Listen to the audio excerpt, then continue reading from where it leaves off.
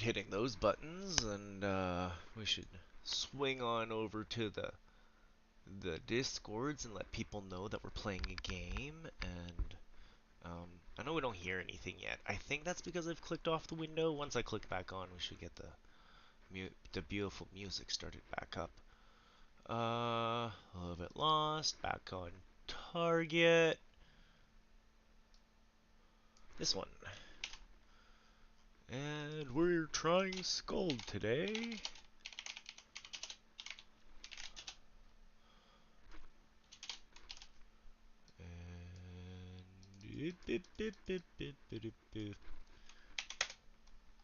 And we'll swing over here into the promociones, and we'll bloopy doopy doopies, and we'll swing back up here out of the promotion noise, and we're good. Music? There's music. There's music. Oh, yeah. Every time we click off, that's gonna happen. That's why. Let's just get that out of the way.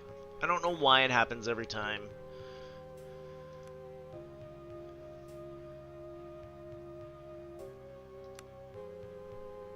Is that gonna drop it like super small on you guys, and I'm gonna have to resize it again? Yep. That's fine. I'd rather... Oh, still when we click off, it just...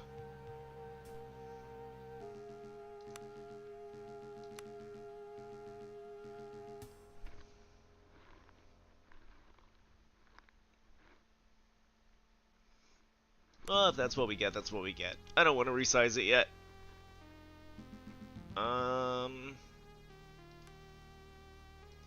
How do fonts look?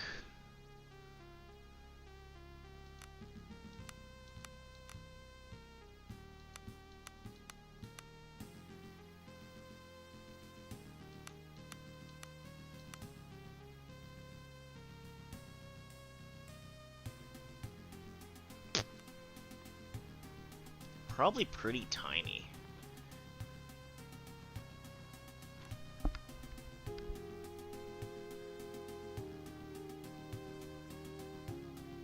Oh, there we go, Bio. We were trying to figure out the look. Commodore 64.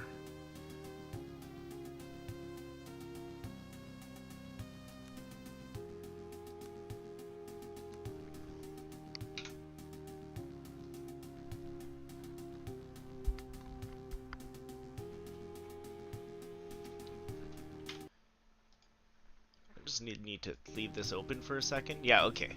I thought it was like bumping. Maybe we might tone that down just a little. We'll see. We'll see how everyone likes it. Ugh. So I was watching Kaon play old D&D game, and that got me wanting to play an old D&D game. And this is an indie game that looks like an old D&D game, so that fits right up the alley of everything I want in life. So that's why I picked this guy. It's been in the wish list for a bit.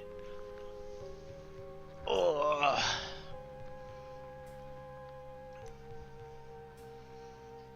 Oh, we already did all the fonts. Let's go. Yes, let's start doing character creation.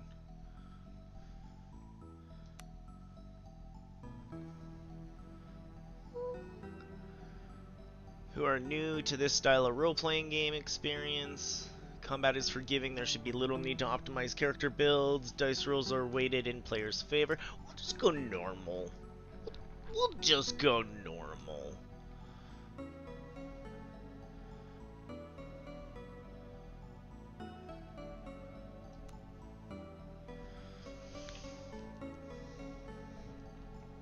What kind of classes do we get to play with? Arm Master?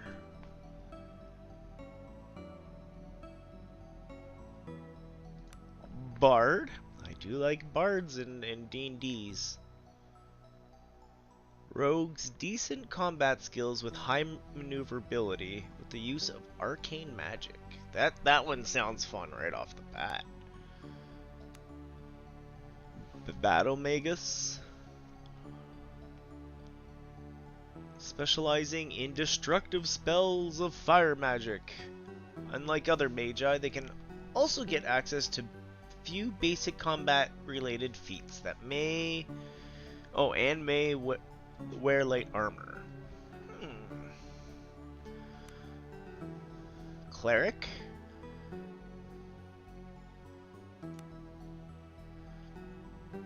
Guild Magus? Magos?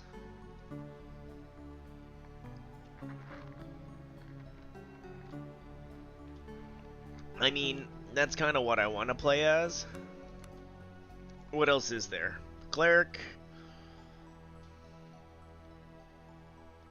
No combat related. Ooh.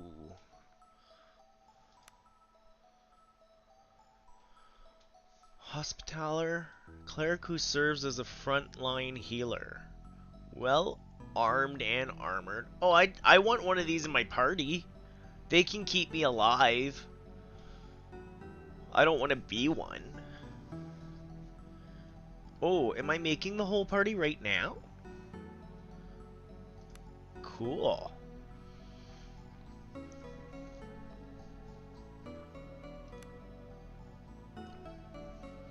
Or do we just make one and then we find friends along the way? Ranger. Thief. What was officer?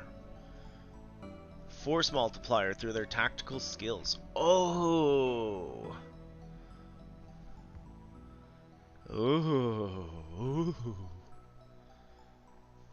I do like officer.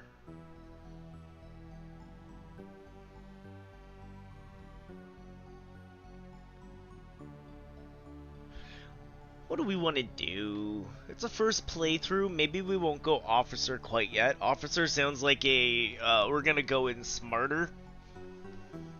The bard kind of sounded fun. It was between thief and mage.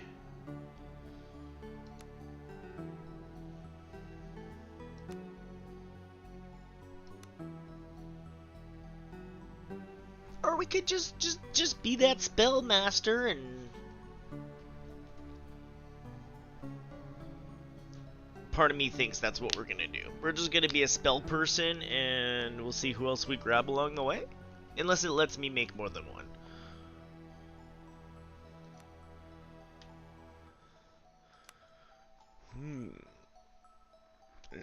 Oh, the classy class. Oh. Was it wisdom or intellect?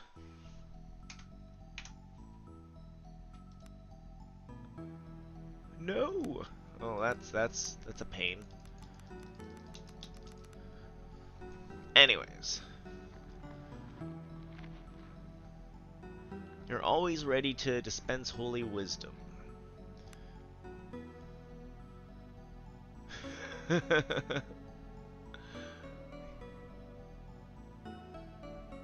Your time spent kissing noble arses has made you a master of navigating the cutthroat politics of Imperial Lake courts.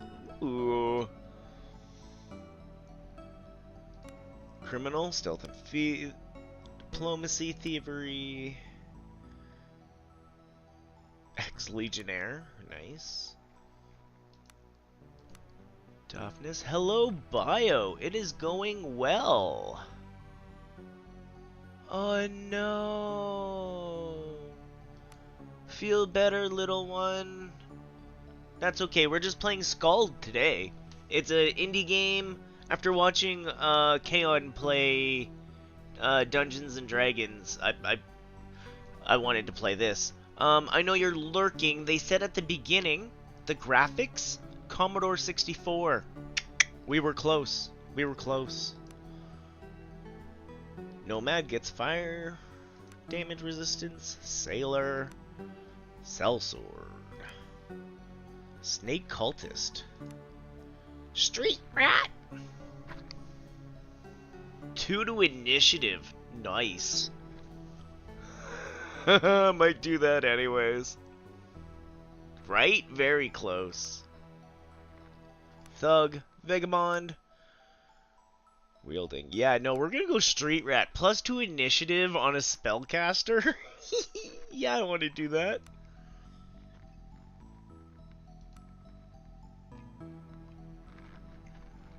Oh good, it's highlighted. What else do we want to put into? Boop and boop. I feel like we should 1 down and 1 into agility. There be times when wizards gotta run. But yeah, take care of the little one. Hope the little one gets feeling better. What do we want to put some points into? We've already got pretty darn good lore. Let's go up in diplomacy. I'll take a little bit of that. Healing is used in camp to increase the rate of wound recovery, like a vitality. I don't really have that much to revive. What's survival? Food, forage, navigate. I'm gonna grab a survival point actually. And we'll grab...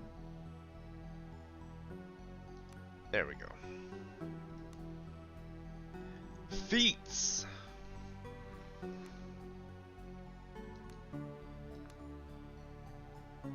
Ooh. Arcane spellcasting. Touched by the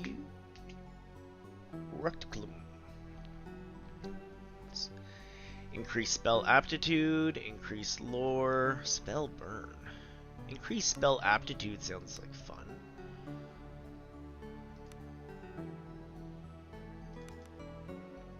Cannot place rank, the maximum number of ranks have been placed. Oh, we're going down there next.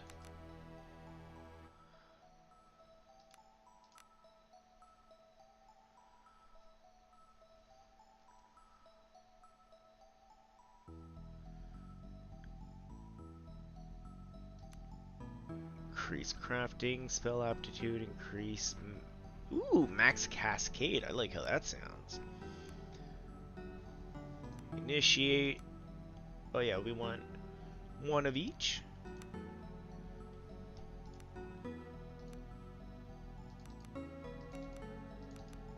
We're gonna be an all caster for now. I think I... Oops, didn't mean to put 2 into that one, but that's fine.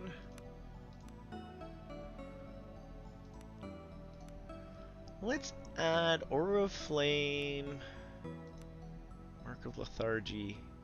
Add a couple more into that one.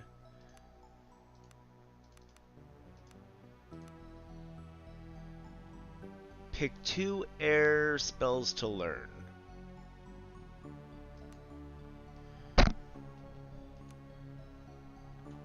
Target's character themselves. Nice.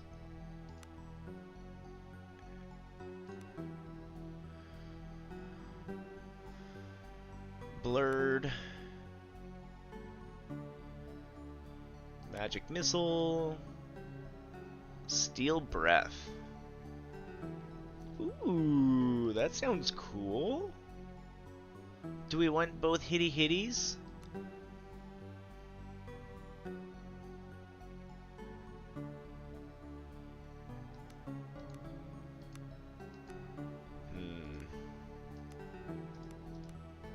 I like that idea.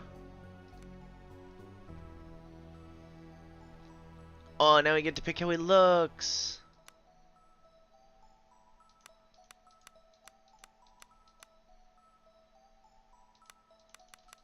We're a wizardy person. Do you have like wizardy...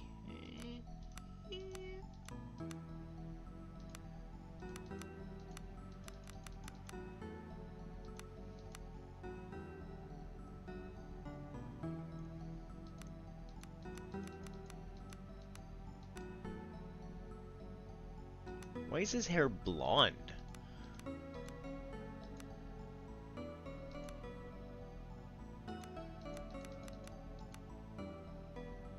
Oh, here we go.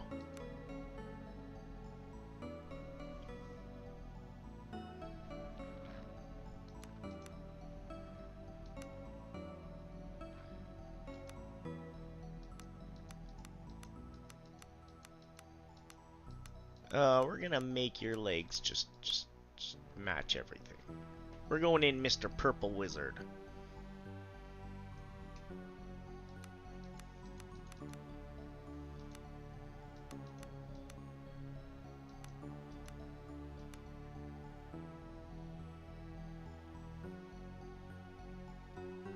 You can use this screen to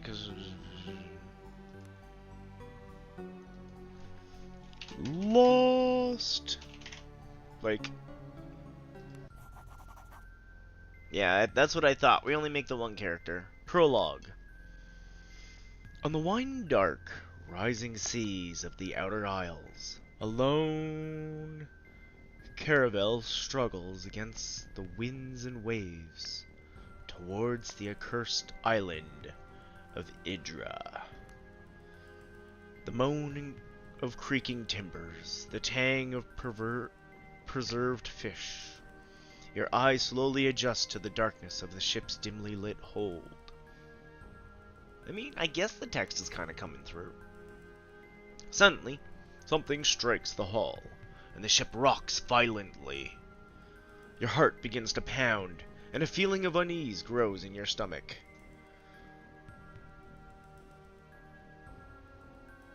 Rouse yourself from deep meditation. You get to your feet and become aware of aggravated voices shouting up on deck. Something's not right. You make your way up top and get bearing on the situation. Yeah! There's no weapons, we can cast spells, we can hide, pass turn, view journal, inventory. Oh, that's a good inventory. 1 second. Where do you think you're going, old man?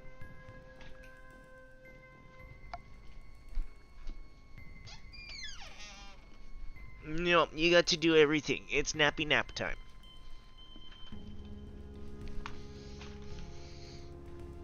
Ugh.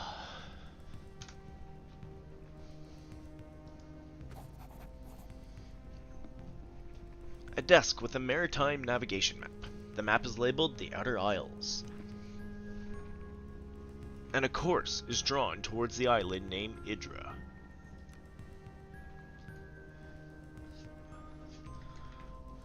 Oh, cool. We can see hotspots. Something just struck the ship. Moving the cursor over an interactable object will make a yellow outline appear. Left mouse click to interact with the object. Right mouse click to examine it.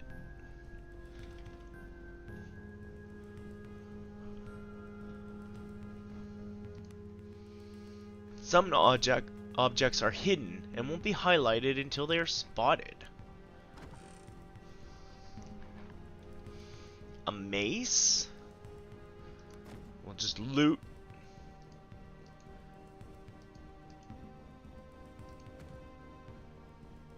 Oh, we can't see that because we're not on this side of the door yet. To your surprise, you realize this door has been locked from the outside. It doesn't budge. Perhaps you could slip the lock with a thin blade, or use something to smash it. Convenient, we just got those things. Clicking an item selects and examines it. Equipped items are moved to the relevant equip slot.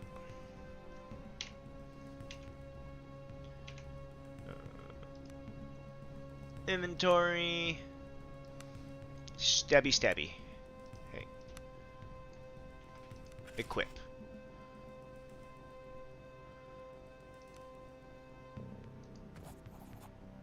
Use the dagger.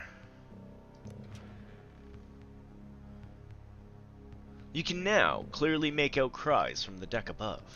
You should make haste. Yes, maybe I should make haste.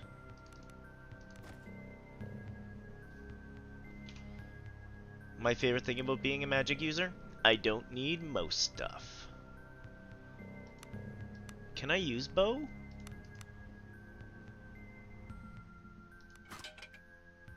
Let me equip it?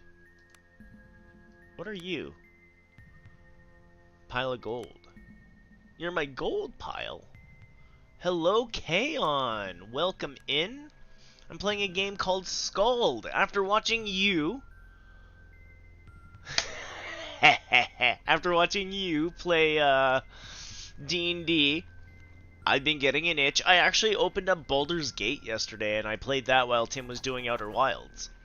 But for stream, I found this Commodore 64 inspired Dungeon Ultima RPG, CRPG. So I figured let's jump in. I made myself a mage. No surprise on this one. Long story short, I used to always make barbarians, and now I always make mages, but there's other character classes in here that I might want to play again on revisits. You stop dead as you narrowly avoid stepping in a rusted red puddle. Hope you're having a good day. Yeah, you focus on work today. I will ramble RPG stuff in the background. And the nice thing about this is it's not based on D&D rules as far as I know. It's got its own little thing, so I'm not even like 100% sure how everything's gonna work. But so far I'm loving the interface and the quality of life. You stop dead. The stench of blood fills your nostrils as you look around in the dim light of the hold. You realize someone or something fought for their life here. The same moment the thought hits you, a hiss sounds from the shadows. You squint towards the shadows as a hunched, feral-looking form slowly slinks forwards. I love the aesthetic. Oh my god. Give me all the nostalgias. Tiny, disgustingly human-like hands, yellow fangs, and a grotesquely dangerous pink tail leave no doubt of the creature's rodent nature. Though, as it emerges from the shadows, it becomes abundantly clear that what may have started life as a common shiprat has now grown into something that has no right to exist. A second hiss sounds behind you, and the abominations lunge at you. Yeah, let's do combat! In combat, characters act in order of initiative. You can view the initiative order by using the initiative widget on the left side of the screen. Moving the cursor over the widget makes it pop out. Note that moving the cursor over a name will make that character's outline flash on the battlefield. Widget on the lower right side represents the character's action points. Yellow pips represent movement points, and the violet pips are attacks. You can move a number of tiles each combat equal to your movement points and attacks.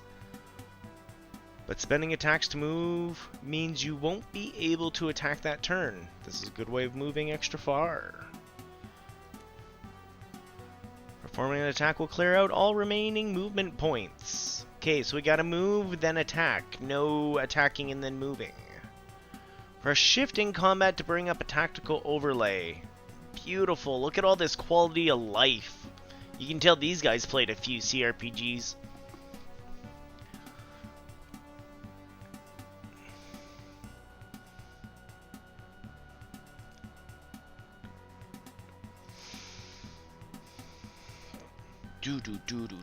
Do. Let's try this steel breath. Suffocation, no breathing. No. Magic missile. I don't think I want to move because that's a disengage, isn't it?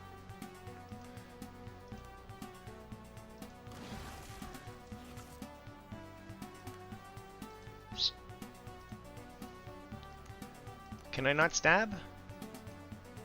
Cannot fire in melee. This is a ranged weapon? Oh, the ranged weapon was selected. I see. Down here. Stabby stab. So that's something else my character might need. Darts and a knife. Rat tails. Yummy.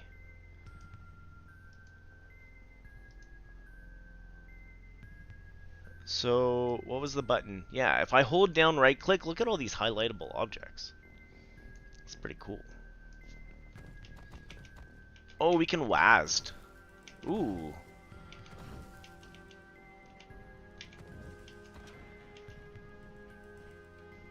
You have contracted a disease from your fight with the rats. You may see conditions are affecting you by opening up your character sheet. Negative conditions can often be cured by magic or rest. This disease can be cured by a potion. Pick up and equip the lantern to see the area.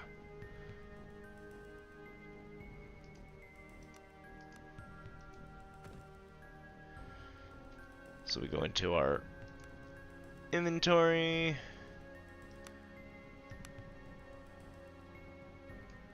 Which hand does it go in?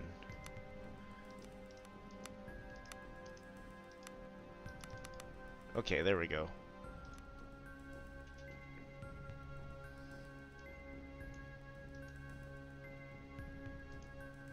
You see a barrel.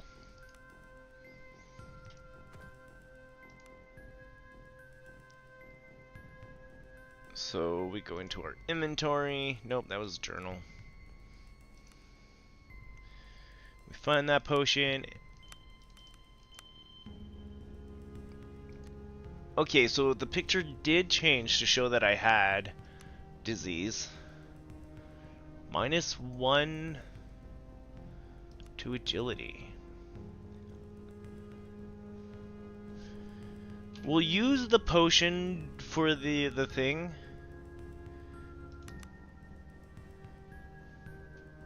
For the tutorial. I kind of wanted to try to heal that. Save?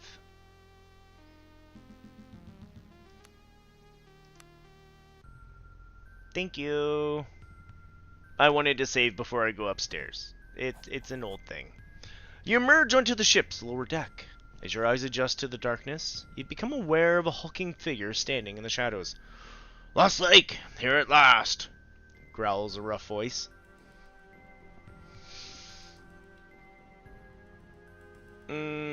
Who's there? Show yourself. "It's Roland. Where the tides have you been?"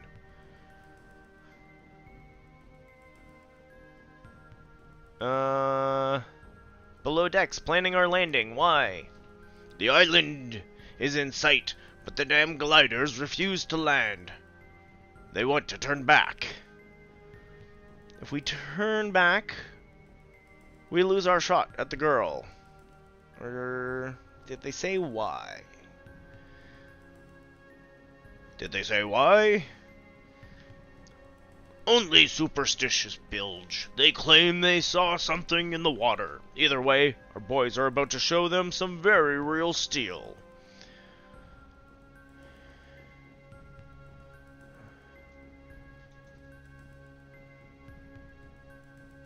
"Sure, if we can't land, we'll lose our shot at the girl. And no one gets paid. Listen here, I know our boys better than most.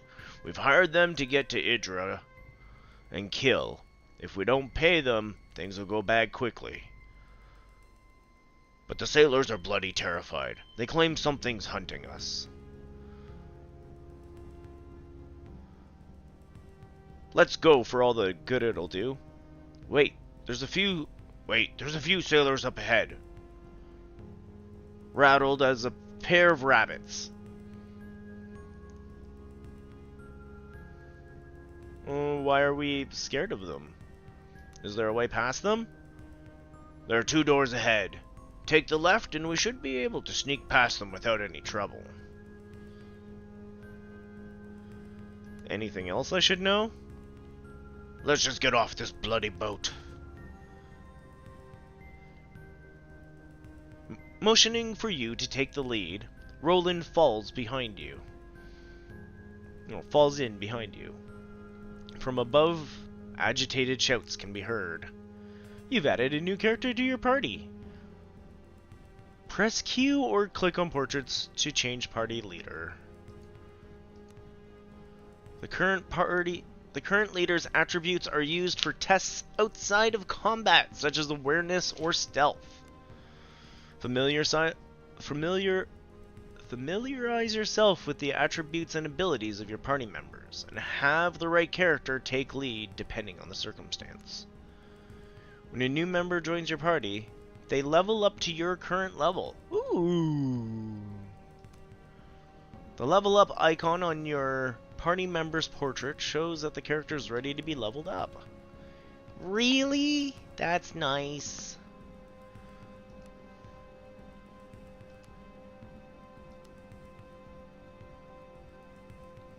How many points we got? Yeah, the 11 points. Point. Archery, axe, club, shield, sword. Ooh, what do we want him to be?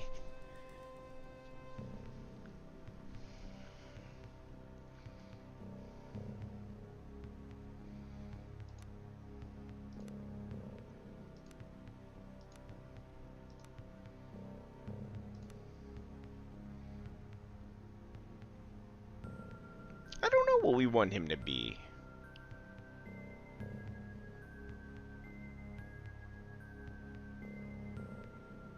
Should we sword and shield him for now? Just make him an attacker to protect our butt?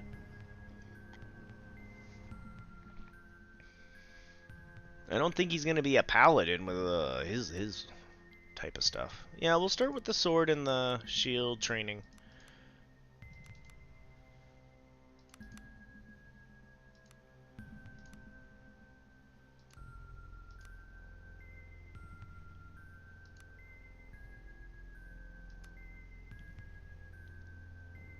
Oh, I should have looked at his his inventory.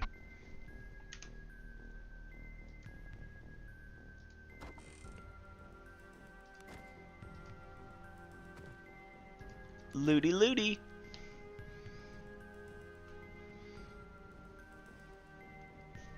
Ooh. What does this say? A note is scrambled in crude letters. Cook, I cannot stand another meal of this salted fish. There's a limit to how long men can live on salt potatoes and Firklin. Take heed or get a dagger in the eye, you cheap. I'm not going through all that.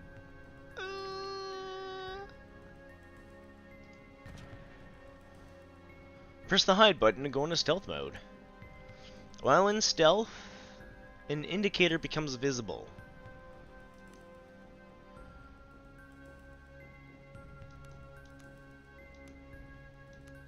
Let's do it.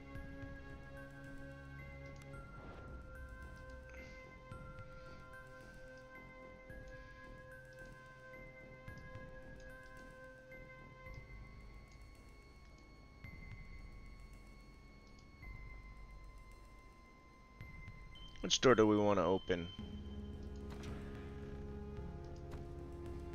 Flimsy wooden door.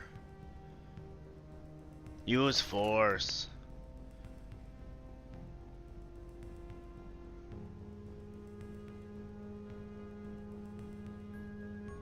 Calm yourselves. Oh, shouldn't do diplomacy with him, but let's do it. Hey, it matches. The men stopped dead in their tracks, seemingly shocked from their momentary lapse in sanity by your words. They blinked towards you. Whew! We'll just win the XP roll on that, and you see a grisly scene. Yeah. You recognize the corpse of one of the crewmates, a young man, barely 16, called Sullum. The youth has been mauled to death by what you assume are the grotesque, altered rats you encountered just minutes ago. The corpse is still warm.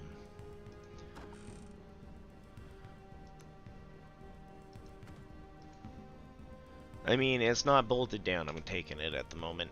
Do we want to open up another door?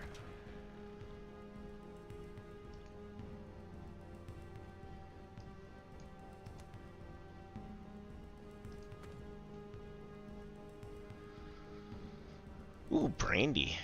Loot. So if we go into our items, journal, written on the day of departure of the mainland, blah blah blah blah blah blah blah blah blah blah.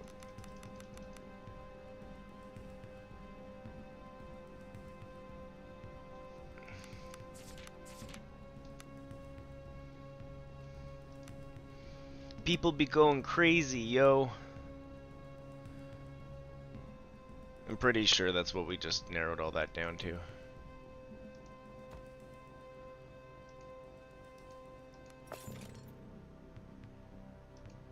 Oh.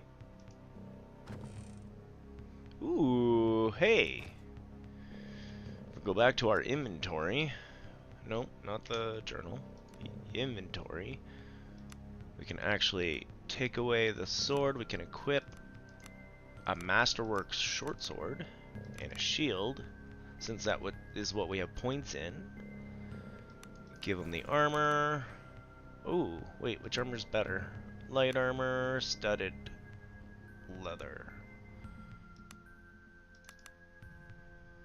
Oh, they call it soak. That's neat. How much damage it takes in.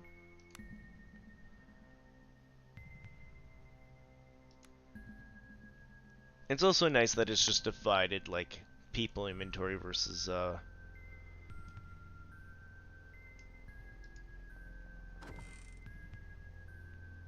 Sure, we'll loot the salt.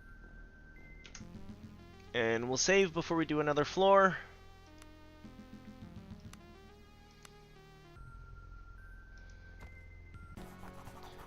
Oh, they updated the character, too. He had a sword and a hat on in the moving. You emerge onto the deck and see two groups of men facing each other with weapons drawn. The ship shakes violently in the grip of the storm as the lightning tears across the sky. Amidst the din of the storm and their frantic arguments, you bellow for the attention of the assembled crewmen and mercenaries. Both the ship's captain and the leader of the mercenaries you hired, a coarse thug of a man named Estavo, turn their attention to you. They look ready to use the unsheathed weapons in their hands at the slightest provocation.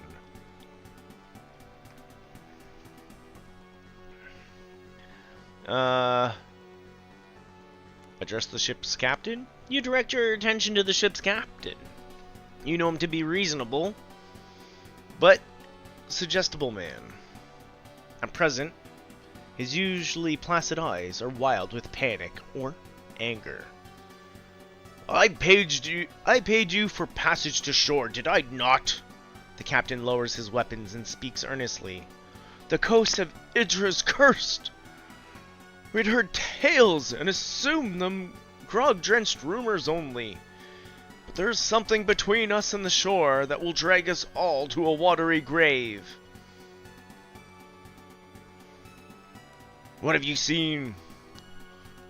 Naught but a glimpse. My men have seen the shadow of something deep in the water stalking us.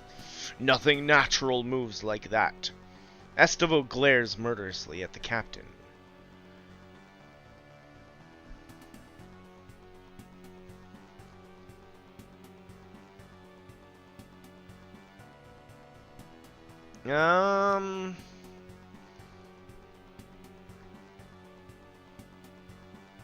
I don't think my character would say foolish superstition at this point. Since I'm a magic user, I would believe in otherworldly things. You gain our deal on a glimpse? There's desperation in the captain's voice. We're seasoned sailors. We don't balk at shadows. You need to be alive to rescue this girl you speak of.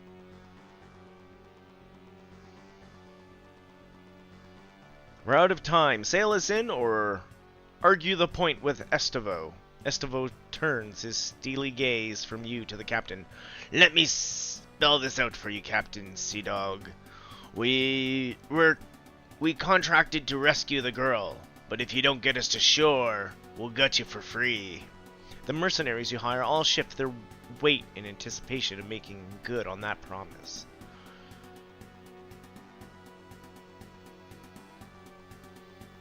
Captain, he's right. You gotta do what you were hired to do. Something changes in the captain's expression. He stands tall. I will not order my men to certain doom. We shall not get any closer to the course while I have command. I mean, I defer your judgment, Captain Estevo. Stand down. Diplomacy versus 10. I believe you. My contract with these men does not mention your survival. Ooh. I like that. Let's try the roll. Oh yeah, let's go. Pew pew pew pew pew. A few of the ship's crew lower their weapons. The captain's eyes flint between you and Estevo's murderous grin. He sheaths his blade and speaks softly, his voice barely audible over the snapping sails. So be it. May the deep have mercy. Suddenly, huge, monstrous tentacles burst from the water around the ship. For a split second before the terror sets in, you wonder what Estevo must be thinking as the monstrosities loom over him. After reaching their full height, the tentacles curve inwards and smash into the ship. Some pierce straight through the deck, others snap masts like they were matchsticks. You stand frozen in place. Through a haze of splintered wood and panicked screams, you notice Roland. He throws himself out of the way of a tentacle, but begins to fall overboard as the ship lurches once more. Do we want to help Roland? Yeah. You dash towards the ship's fractured rail, dodging holes in the deck and wounding men beseeching you for help. Roland hangs on by one arm from the side of the ship. I try to grab him. You lunge for Roland's arm, but he loses grip and your fingers close only around thin air. You missed him by an inch. He falls wordlessly downwards. Hey, I put points into him. He'll be back. You watch as he's swallowed by the raging sea. The ship is listening fatally, and you see great tentacles high above you, poised for the coup de grace. As you jump, you hear the terrible rending of wood giving in to flesh. The impact of the water winds you. The waves pummel you down. The currents besiege you. You go deeper, deeper, ever deeper. Peaceful blackness. Sink. Yeah, look at those graphics. Woo!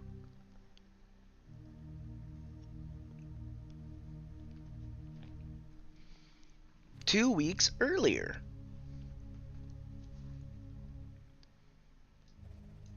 Doop-a-doop-boop-boo.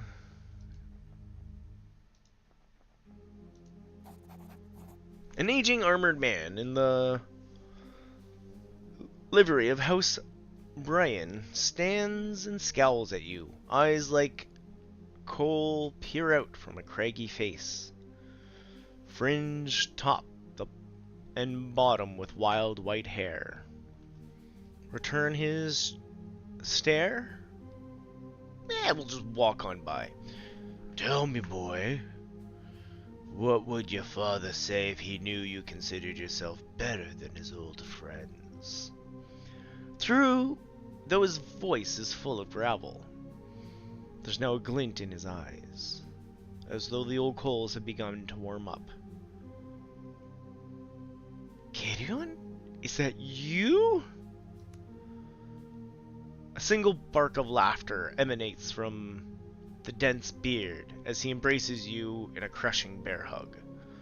Caden may be older and grayer, but from the force of his hug, you don't reckon you'd have any more of a chance in beating him now as you did as a 12-year-old.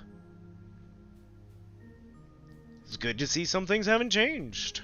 Caden steps back and allows you to breathe again before grabbing you by the shoulders. We heard of your father's passing. Truly, he sits with the golden dead now. Tell me, how did he die?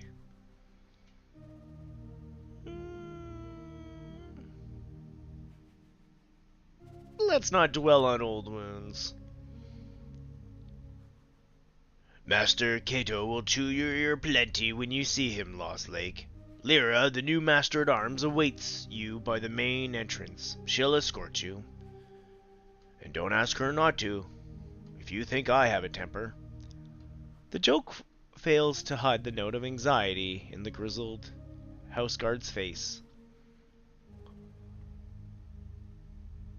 Let's try diplomacy versus 15. I'm gonna try it anyways.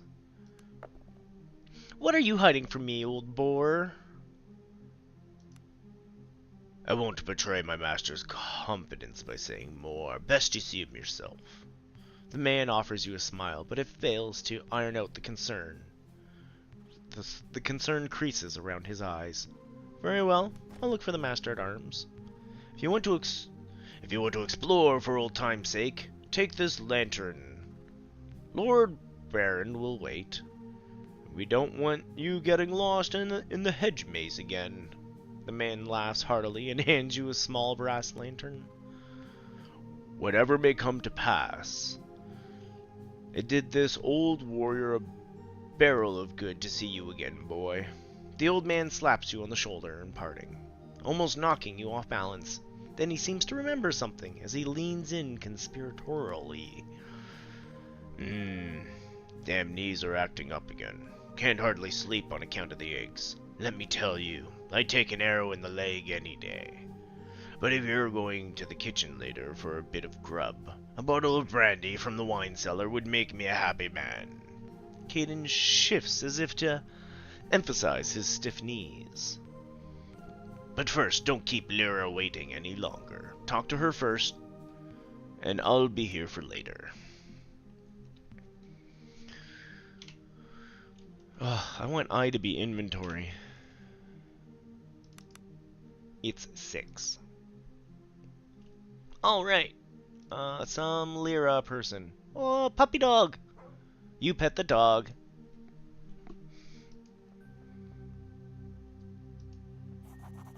A woman stands before the main entrance to the villa.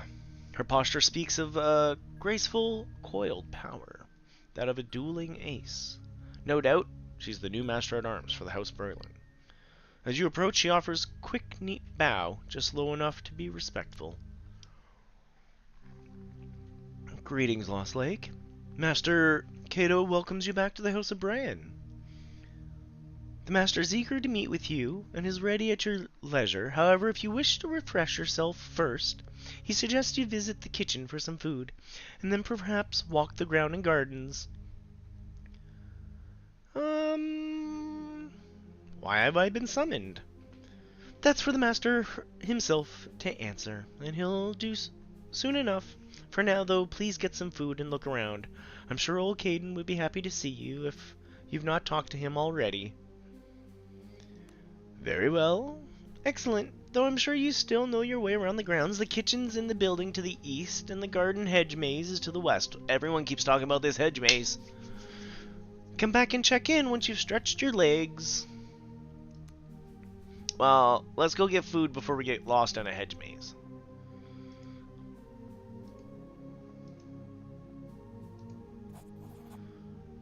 You'll find the kitchen in the eastern end of the courtyard. The garden hedge is to the west. And I needn't remind you that it's a poor idea to enter the maze without a lantern. Have a good evening, my lord.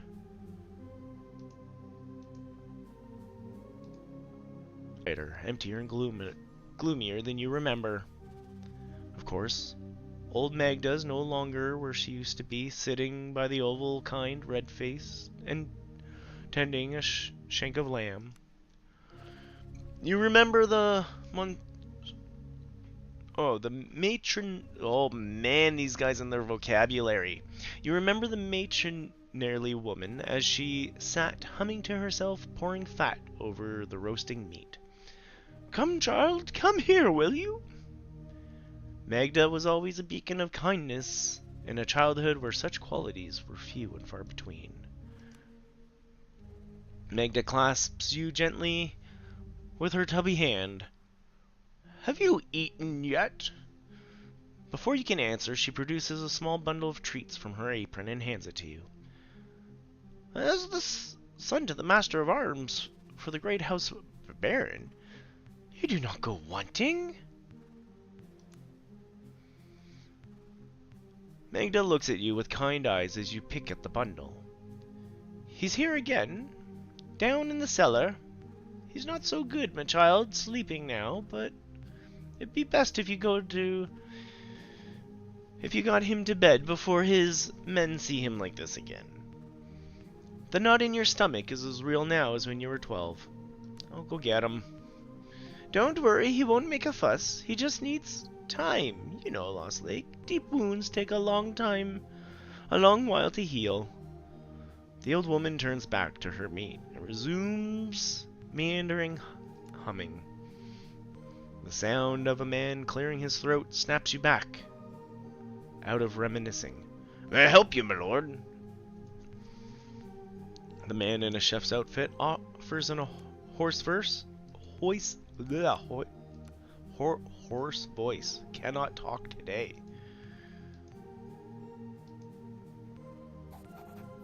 The chef offers a short bow and a tired but sincere smile. I'm Chef Armand, and my humble kitchen is at your disposal, my lord. Sadly, I was told of your arrival only moments ago, and my oven must be fired up again. You must be famished. Indeed I am. My suggestion is thusly, whilst I stoke the fire, you run down in the pantry and fetch some cured ham and cheddar cheese. I will then teach you how to cook my renowned melted cheese sandwich, and you shall never want for an evening meal for as long as you live. Very well. Splendid. The pantry is west of the wine cellar, and the cheese is kept in the northernmost room. Return when you have cured ham and cheddar, and I shall provide bread and instructions. Now venture forth.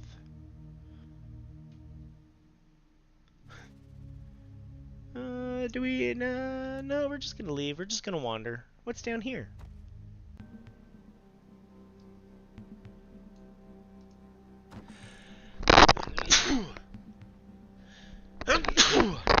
We already have a lantern, but it's nice that they put another lantern here as a just in case.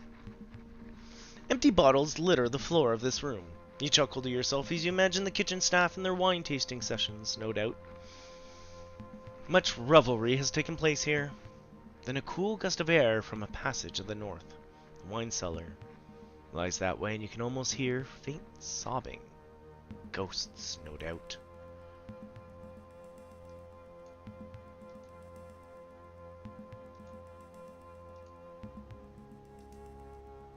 Oh, what was that other room?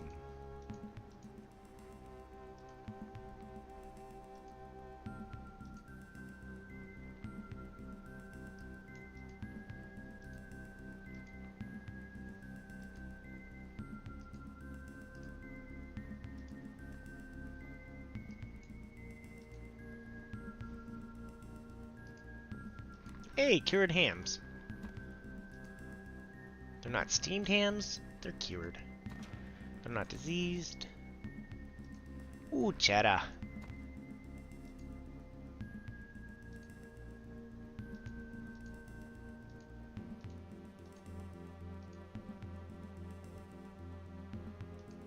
Oh, ghosty ghost. I'm looking for brandy. You're gripped by a long hidden memory upon entering this part of the cellar. You seal it away, but in doing so, preserved its strength, and now it demands freedom. You can still recall smelling him before you could make out his withering shape in the dim light of the cellar. Mistress Valriel? Open the door. Your father doesn't even notice you in the thrones of his intoxicated ramblings. How could they take her? The chambers, they were locked from inside. Where is she? Try to shake some sense into him. Your father jolts upright, the bloodshot whites of his eyes glaring out of the darkness. We found her, wandering in the forest outside the estate. Mistress Valera. Help him stand. Haltingly and leaning heavy on you, your father manages to stand. She was never the same. Whatever happened broke her. It was the girl, you know. The seed was planted in Valeria that night. But how could you know? You were but a babe yourself. You helped lead the now sobbing man out of the cellar. Stop it, father. Lord Cato trusted me and I failed him. But Valera was the one to pay the price. Mine broken. And that spawn of a child. Your father's voice seethes with fury. Enough! Don't talk back to me. What do you know about honor? As much as your harlot mother? Your father steps away from you, unsteady, tears streaming down from his contorted face. Do we smack? Yeah, we smack him.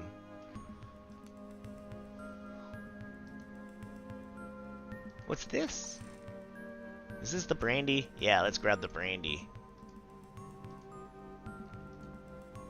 Excellent. We got the brandy for the guard. We're gonna go learn how to cook a sandwich. I have the ham and cheese. Perfect. First of all, here's some bread. Now the cauldron's quite empty and just warm enough for you to use. Remember, you need both bread, ham, and cheese to make the perfect sandwich. Now go give it a try and bring me the result. I'll see if you have it in you.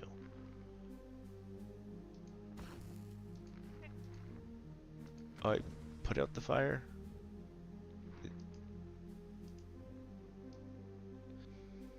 What am I supposed to use?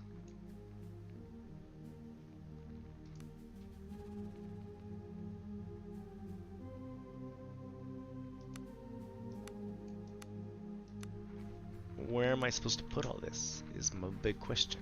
Oh, this cauldron that I'm standing right next to. This is the crafting screen. To create new items, double-click ingredients in your inventory to place them in the workstation and press craft. If the recipe's valid, new items will be creative. Yeah, we have crafting too. The recipe list is in the left column, represents known recipes. You learn new recipes by experimenting or by finding recipe books out in the wild. Cool. Recipes can be crafted or shown in green. So much quality of life. Love it. Crafting is dependent on the crafting skill. Crafting a valid recipe will always succeed, but depending on your skill and the recipe's difficulty, there's a chance you can produce more than one item. Dun dun dun. We put in a cheese, we put in a ham, we put in a bread.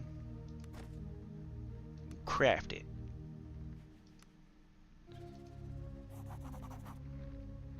Present sandwich for inspection. Armand wafts the scent of the grilled sandwich towards his nose.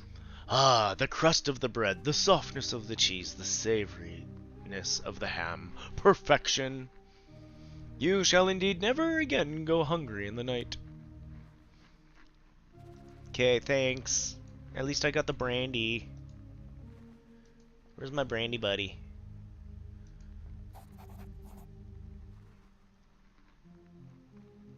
I have your medicine? Huh! That's some fine foraging, young whelp. Before you can get a word in, Caden snatches the bottle, uncorks it, and drinks deeply. The old man, eyes closed in relief, lets out a deep sigh. May your sleep be dreamless. He speaks as if to himself. May your sleep be dreamless? Ah, an old soldier's greeting. Something one mercenary would say to another as a prayer. Not to dwell on painful memories, the kind that come with the work. Your father and I... Caden halts momentarily to look at you. Your father and I would always part with those words. Now, I've held you long enough. Be on your way. I want to go see the maze. What's so amazing about this maze?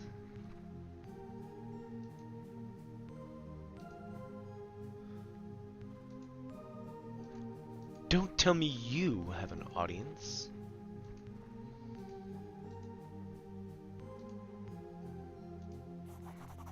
You stand before the gate to the hedge maze. It stirs old feelings of both dread and elation. The sounds and smells of the estate grounds as they were long ago call to you from a distant memory. You feel you could easily plunge into their depths.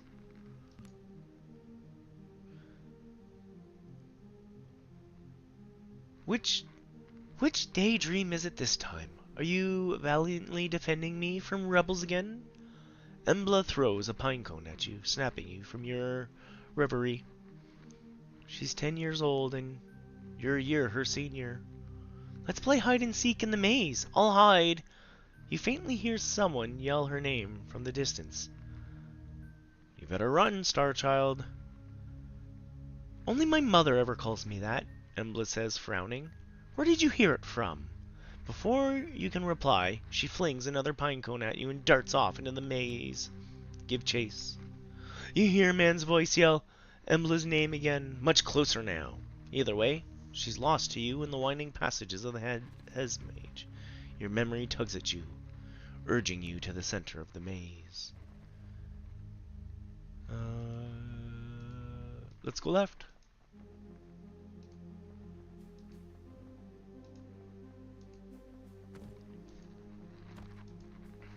At least with maps like this, I don't have to map it.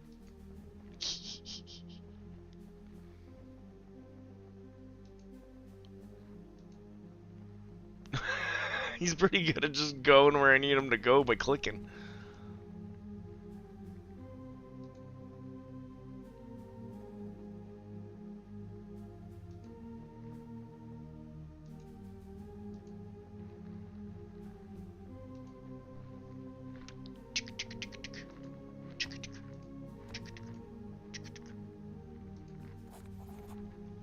You stand in the center of the maze. It feels much less impressive than you remember.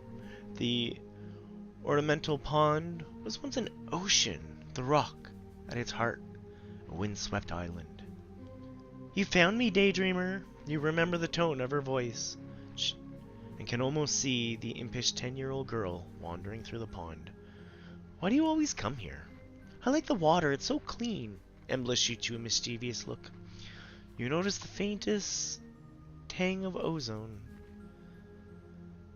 She makes a slow motion hop through the water, her fingers trailing the pond's surface, where the water and skin meets. Strange colors bleed and spread across the surface. Embla, you'll get in trouble. Stop it. Embla moves her fingers across the water's surface like a painter's brush. Colors spill across the pond, and for a sweeping moment you fancy that you can see cloud-topped mountains. Or was it the ramparts of an impossibly large city, reaching towards the heavens? The silence is shattered by a shout, along with the beguiling images. Mistress Embla, the master requests you in the house immediately. That's my father. Something's wrong. It's mother. She's ill again. I think I caused it. With what I can do, it poisons her mind. How long until mother isn't mother, or until father isn't lord, or your father isn't master at arms? How long until... How long will any of it last?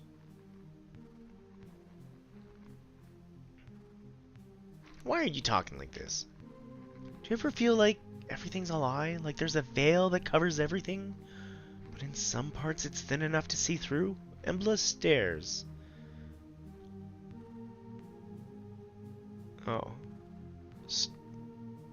Embla starts as your father steps breathingly into the enclosed garden. He's red-faced from exertion and anger. Young lady, you can't run off like this. The whole estate's looking for you. Your mother's ill and needs you now. Your father shoots you a stern glance. I'll deal with you later. Embla says nothing as your father grabs her by the arm and hauls her past you, back to the house. She doesn't meet your eye as you pass. Finding yourself back at the present, a chill has crept down your bones. You best move on.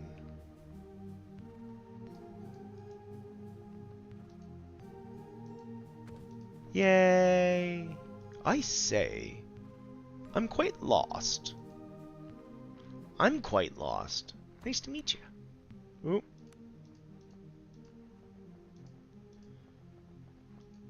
Well, I guess we gotta go talk to the boss man now. How far this way can I walk? Not.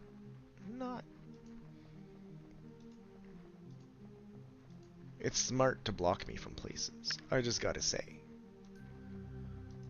Let's go! Shuffle, shuffle, shuffle, shuffle, shuffle, shuffle, shuffle, shuffle, shuffle, shuffle. Oh, boss man.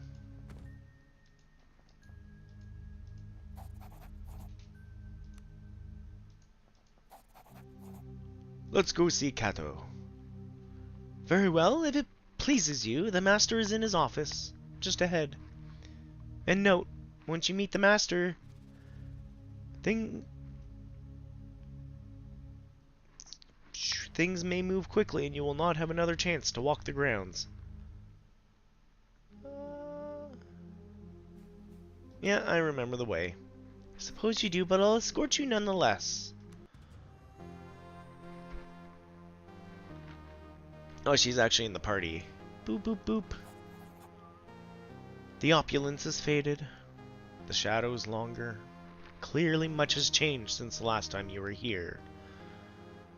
I didn't come here to reminisce.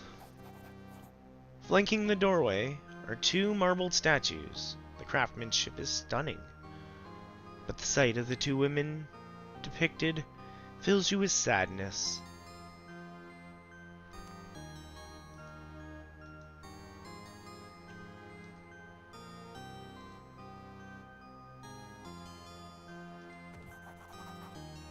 Kato Brain sits tall in a tasteful but modest reception room. He looks less imposing than you remember, with a few more crow's feet. Nonetheless, he's lost none of his composure or air of casual authority. You take seat across a formidable desk from him. The study, like the rest of the villa, is half lit, giving a morose cast to its opulence. The older man's face creases into a tired but genuine smile, which momentarily lifts some of the room's oppressive mood. It's a mercy to see you again. Your own man and in your prime, Kato says before a frown consumes his smile. It's just a shame our reunion is overshadowed by the fates of those we love. But perhaps together, we can yet improve our collective circumstance. Why have you summoned me? Embla is missing. Kato's voice quivers momentarily, betraying his stoic features. Now I beg of you, Lost Lake, help me find my daughter. Help her return home where she belongs. What's happened to her? She's left without notice, a week ago. From the scant clues we had, we believe she boarded a ship bound for one of the outer isles, Idra. She went of her own free will. At the time, I thought little of it. Kato begins to glower. Since then, however, there have been reports, grave ones. No one and no word has left Idra in days. Rumor has it even the Imperial augurs are in the dark. I know not how this touches the fate of my daughter. But she must be returned to me one way or another. Any idea why she left? Something's been building in her for years, an aptitude of sorts. But I suspect you already knew. In any case, it's grown much stronger, and drives her in ways I cannot understand. I suspect she'll be looking for answers. What am I to do? Hire mercenaries, travel to Idra, and begin your search in the port of Horin. From there, I trust you to do what needs to be done. Spare no costs. Just bring back my daughter. Mercenaries? Yes, if nothing else, the port will be dangerous enough. That's why I've summoned Roland Greyeye to me. A crude but effective sellsword that I've made good use of before. He shall accompany you on this task. The man is a grizzled veteran. He may have slowed with age, but his expertise, reliable and more than made up for it. He's also much respected by similar men, and so will be instrumental in hiring a reliable crew. I'll take it to consideration. Kato shows you his upturned palms beseeching. I know this thing I ask of you is fraught with danger, but this is your chance at improving your fortune materially and in honor. What do you say? I accept for Embla's sake. Kato smiles softly, visibly relieved. For a moment, he looks like the man you remember. Have you any final questions or matters to discuss? Time is, as I'm sure you appreciate, of the essence. Let's just get on with it.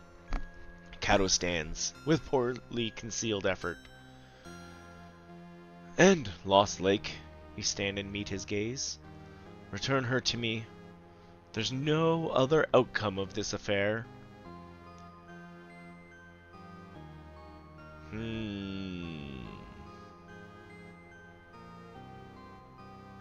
I'm actually going to remain silent and leave.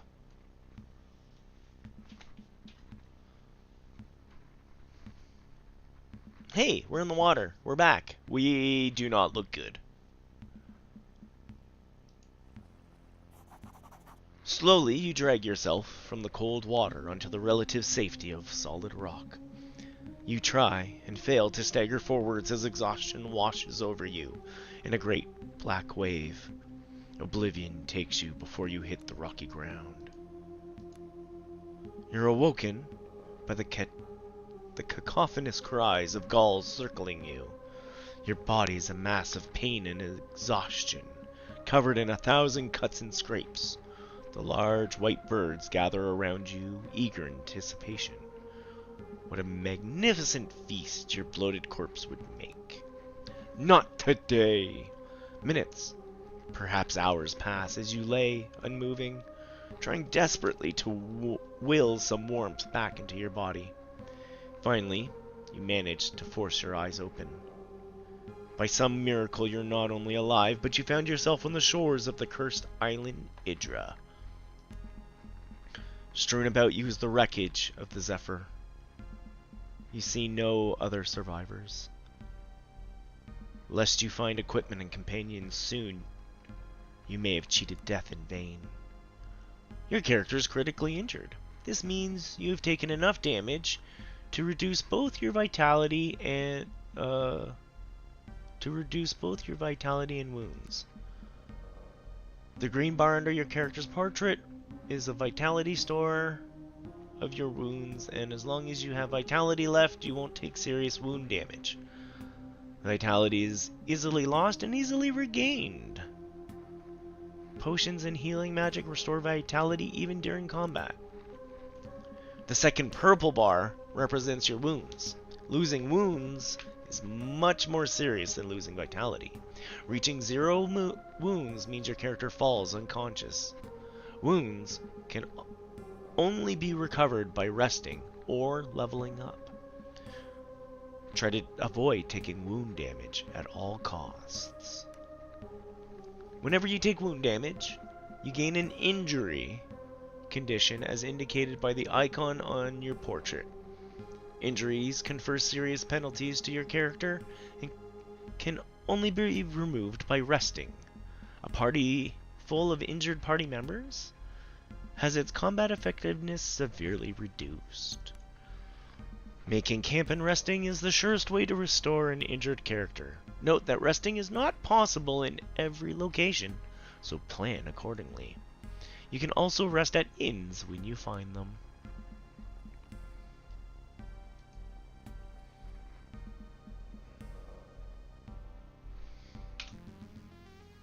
Let's save. We've done a whole bunch of blabbity blabbity blab. Oh, I like the silly filter that they use. Look at this. It's so pretty.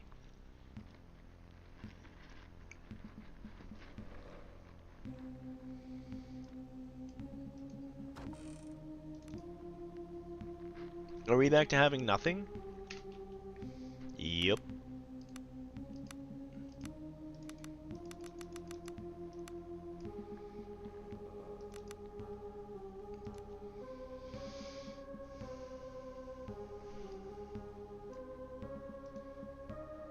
Whoa, that is a big walk. Do we want to camp now? I think that's kind of what it was talking about, right? Hey, we reached level 2! Wait, I was just gonna say, if we level up, which it says we could do, yeah, we're good.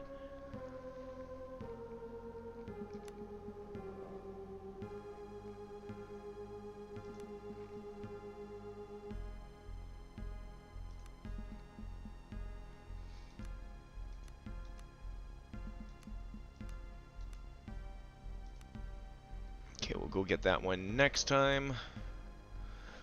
Two new fire. Mark of Illumination, Fire Warrior, Flaming Fists, Aura of Fire. What's this? Target any opponent or ally anywhere on the battlefield. Mark of Illumination. So that could be nice for if we don't have a lantern. Fire Warrior, Fortified Strength, Lesser Frenzy. Targets any opponent or ally adjacent to caster. Flaming Fists. I like Flaming Aura as an idea. Targets all opponents and allies in the aura target area.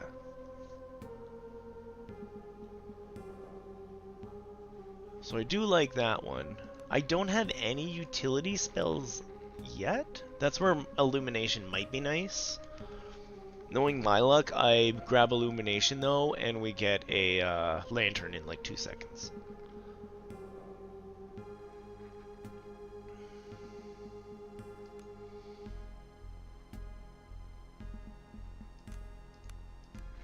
We got a buff. We got a hit. We got Illumination. Illumination! My kid makes me watch those. Okay, we'll buff someone. Now we're looking buff too.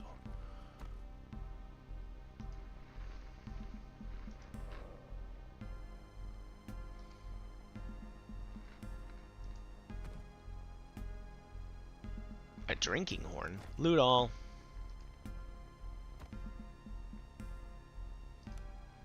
Moderate attunement tonic. Restores magical aptitude. We'll need that.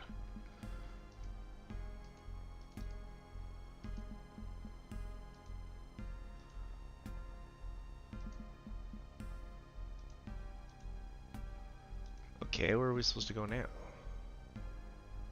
We don't have big map. When I clicked up here, it tried... Oh, wading out into the freezing surf. You lose your footing on the slick stones and fall heavily to the ground. There's a sudden blur of movement in the corner of your eye as you frantically try to get to your feet and slip again. Standing above you on a large rock is a young woman dressed in nautical guild livery. Wet, auburn hair clings to her face in the cold wind. Magi's balls! I was sure I was the only one to make it to shore! The woman leaps from the rocks and helps you back on your feet. Looking you up and down, she fetches a wineskin from her belt and offers it to you. The skin is nearly empty, save for a last mouthful of brandy. You drink it down greedily and slowly feel a modicum of warmth creep into your bones. You recognize the young woman's face now. She must have served on the Zephyr. What's your name? Katyana's my name. The crew calls me Kat, or rather they did, I suppose. She looks up and down the beach with furrowed brow. Listen, you have to get up. We need to get off this beach before you freeze, or worse. Worse? There's something wrong about this place. Can't you feel it? Like a taste in your mouth? There are beasts, huge sea creatures you never seen before. I see them dragging the dead crewmen into a cave west of here. At least, I hope they were dead. Cat shudders. What do you suggest? We need supplies and shelters first. There might be a salvage. There might be salvage to be had among the wreckage on the beach. I also think I spotted the chimney of a house just north of the cliffs. Warm fire and some food would go a long way. Cat offers you her hand and drags you to your feet. She looks pensively towards the west. Also, as I said, there's a cave west of here, I think. The crabs dragged off most of the corpses there, but what if they're not all dead? Might be other survivors like you and me. What's more, there's a chance one of the officers was carrying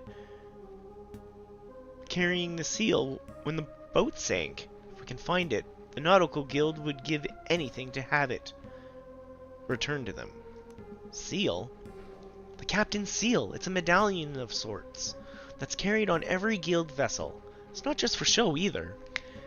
They say the seals are forged by the Magi and that they have secret powers, but I don't know nothing about that. All I know is the guild pays well to have one returned if a ship is ever lost. It's always worn by one of the officers, but I don't think the captain had it on him when the fight broke out. Might have been the first mate was carrying it, and I think he was still alive when the ship sank. So I would say that cave to the west is where we should start looking. Are you ready to go? Let's-a go! Good! I found this bow in the cargo crate. We best find you a weapon too, as soon as possible. I suspect we'll need it. Before long, together you begin to move off the beach and towards whatever darkness dwells in the island interior. Dun dun dun! Whoa! Let's slow it down for a second. Let's save. We got a new person. We're just gonna overwrite. We haven't made any like diabolical changes. A wreck picker. A lanky man with skin like sun-dried leather stares slack-jawed at you. He's dressed in rags, with a wide-brimmed hat, and a large bundle of scraps slung over his shoulders. The bestial's eyes deceive him? More ghosts? Or did the sea spit you back out alive? Not many are that lucky. Your eyes fall on a crude spike club that hangs on his belt. Who are you? Basilo makes his living picking at what the mother of maelstroms does not swallow. And it's been rich pickings as of late. Crates and barrels and even the odd fleshy morsel. The man bears a row of blackened teeth in what you assume is a smile. What's the club for? The club is cracked and dried in blood of crude design. Has the look of a tool used well and often. Blastio offers up a cackle that's chillingly out of place as he pats it. Every now and then Mother Maelstrom offers up a little fish that'll have a bit of fight left in them. All Blasio does is help put them to rest. I see. Listen here. Blasio has a proposal for you. The man smiles in greedy anticipation. Shore's bursting with bounty today. Man can make a fortune if he sets his mind to it. Better yet, no need for Blasio to risk his hide. You seem fit enough, and I've got coin. I'll buy whatever you bring me. I'd even have a piece or two to sell if you're interested. Just beware them clippers. Very well. Basil will be warming up his bones at the old abandoned farmhouse right behind us. Find me there. We'll see. The man slinks off into the fog, heading north. As his form dissolves into nothingness of mist, you can hear him muttering to himself excitedly. We're gonna eat that one.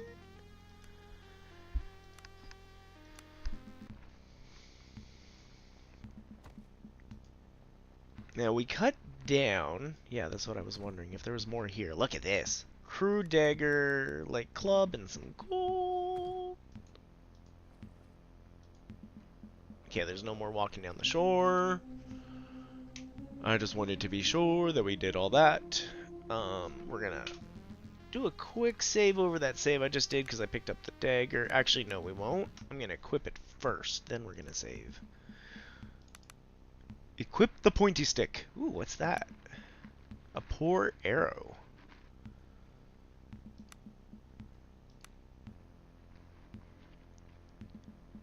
That's fine.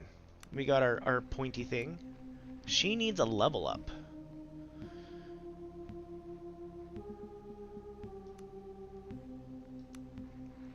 Tradecraft, light weapons initiate, thievery initiate. Oh, she can be our thief? Do we want her to be our thief? Do we want to make another thief? So far, I like that I can pick this much out of our dudes, that there's like a little bit of shifting. A lot of the classes were multi-class, which was kind of cute.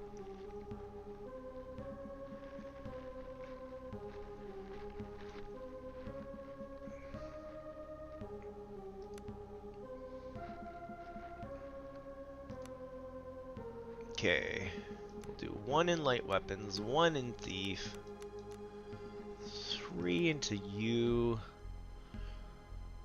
backstab, mobility, survivor. Let's go mobility.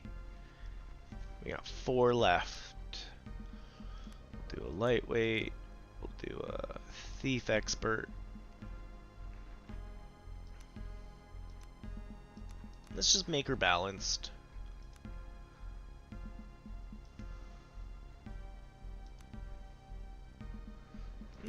Maybe I'll have her lead.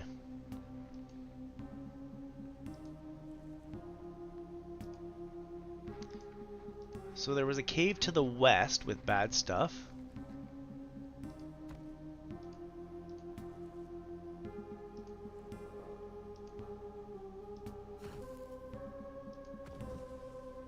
I'm assuming this is his house. A blood-curdling howl cuts through the fog. Whatever its source, it's not far away, and it sounds dangerous. I don't think we want to go to Buddy's house yet. I think we want to go see what's going on over here. Now we're ready.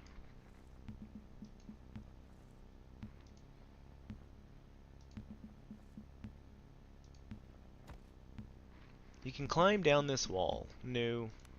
That's where we started. I was just wondering what those were.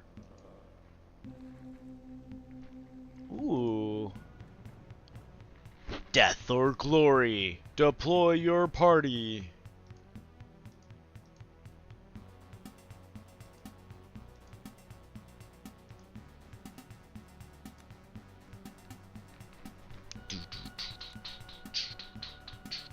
Okay, Lost Lake first.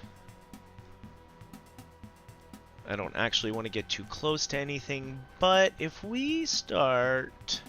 Is it just the one? No, we got 2.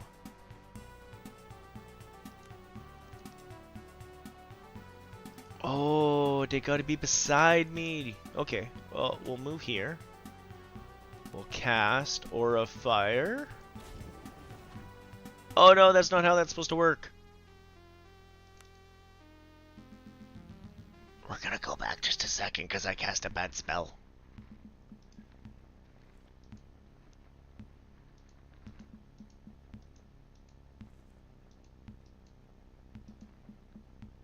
Alright, pup dogs, let's try that again. I thought that was my fire aura. Oh, of course, initiate. It's different. Hit him hard! Oh, what? I didn't think I said disengage.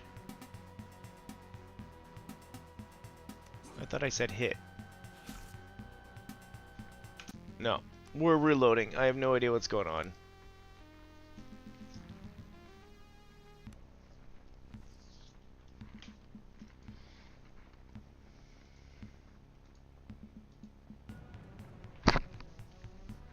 Okay, it's us again first. We'll just move her right in front of me. We'll begin combat. Cat's got her bow.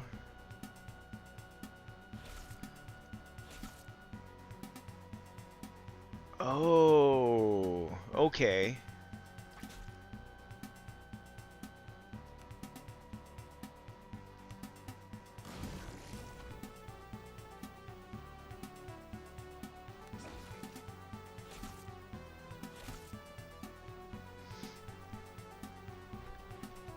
My character definitely should not be the one tanking damage.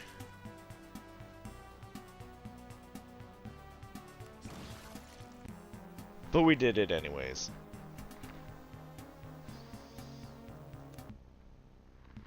Oh, and it loots corpses right away. That's beautiful.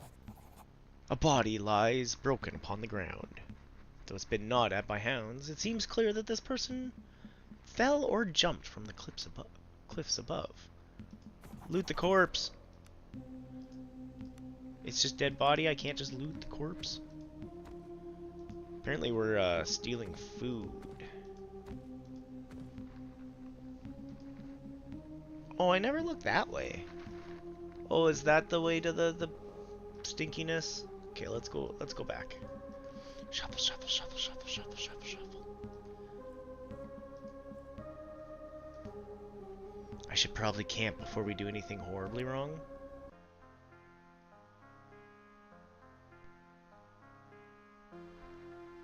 This is the camp screen. Use it to feed the party and select camp activities for the party members before resting. By default, the game always saves when you make camp. That's nice. To fully recover from injuries, your party members must be well fed. Normally 10 points of food is required per party member to require 100%. Add food from your inventory by double-clicking it. You also need to select camp activities for your party members. These provide bonuses based on your character's skill. Neat.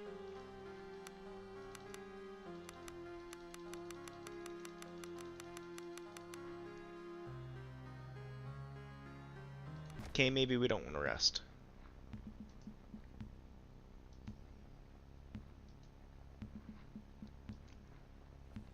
We're gonna go back west and we'll see if we can find anybody or anything we can loot. Like that guy.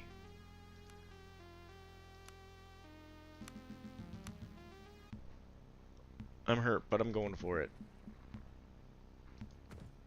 Hey, sailor's corpse. A checkered tunic.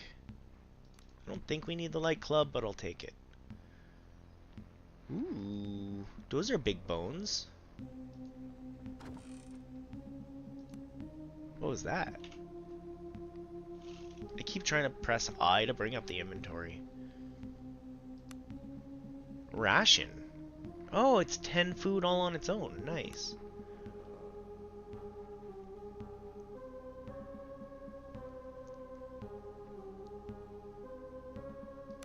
The checkered tunic isn't really worth anything.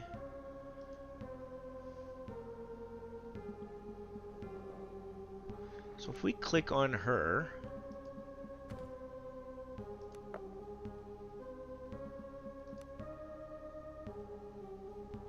that's right. We climb the wall.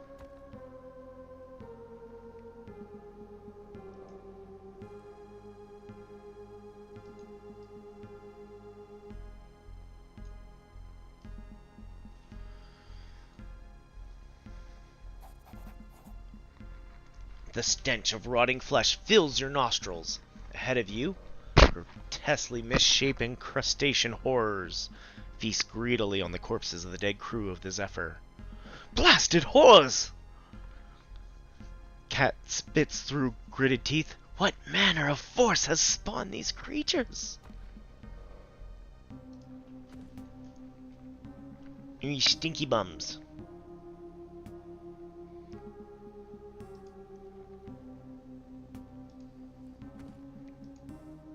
Just pick up some eggs. So what, we could keep going this way to get there, I think? Oh yeah, that must be the whole cave. What's up?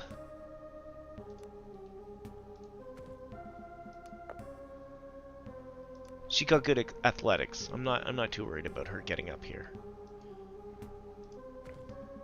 So much up. And another cave? Uh-oh. And a dude up there?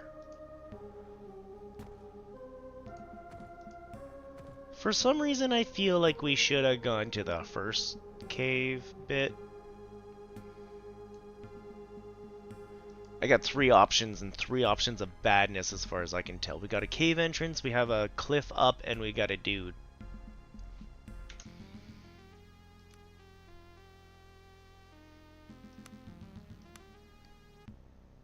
Let's go up here. Ascend. Can we sneaky hide? Sneaky hide. What does he want? Standing on the edge of a cliff is a crewman from the Zephyr. Luckily enough to have made it ashore, the man is swaying and looks in shock. I saw it. By the Dad, I just saw it out there. The thing that sunk us. It's still out there. The man begins jabbering incoherently. You're back. Found anyone else alive? Okay. He's not as scary as he looked. Ooh, what's this? This looks like a camp. A finely wrought telescope used for astronomical observations. Its lenses are no doubt the product of some of the Empire's finest holomancers and allow stars to be observed even in full daylight. Examine the seas! You look out upon the turning grey royal that surrounds the windswept shores of Idra. Far out there, among the great waves and beating winds, you swear you momentarily see a great glistening shape shifting just beneath the surface. Whatever madness has befallen this island, you're clearly safer here than on any ship out there.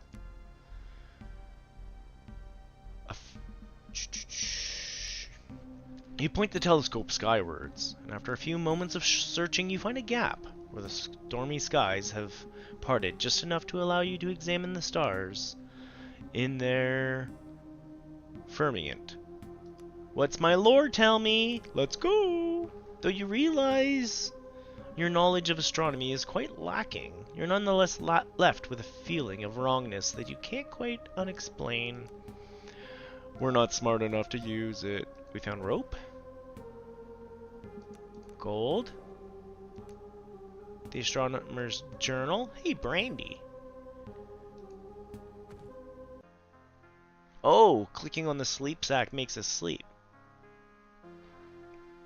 Not a horrible thing to do before we enter a cave.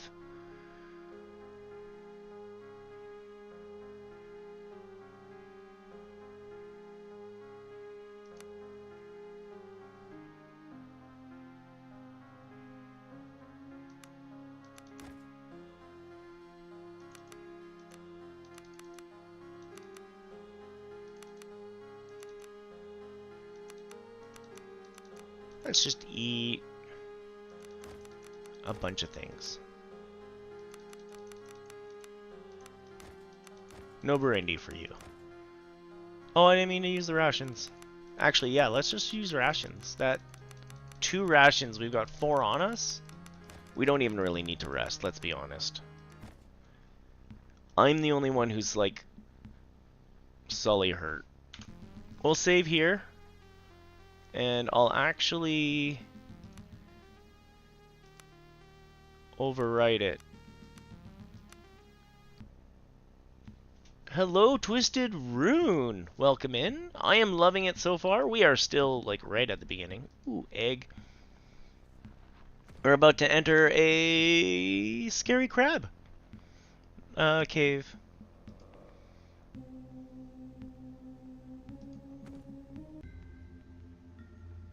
Ooh. Eons worth of the sea's ravage upon the land has given birth to this cave. From its depths, a stench of seaweed and rotting flesh rises. So foul is it that it feels like some evil entity attempting to force its way through the pores of your skin, into the core of your being. Ooh, my toughness is not great. Try not to vomit. Hey, we didn't vomit. Stealing your resolve, you manage to calm your breathing. Though the stench persists, you manage to push the image of foul things in the darkness, feasting and spilling of entrails and swollen sea corpses from your mind. You carry on into the darkness. Yeah, I'm loving it so far.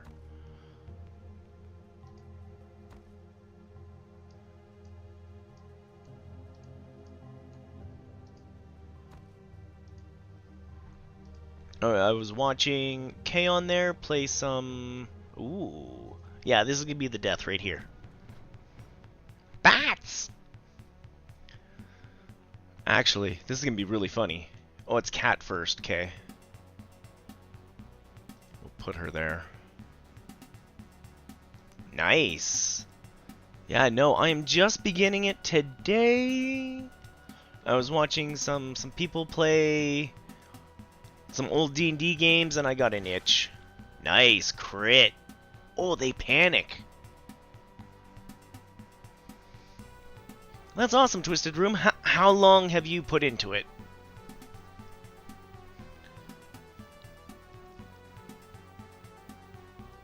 We got a spell. Oh, I can't use my aura. Okay, my attunement, that one down there.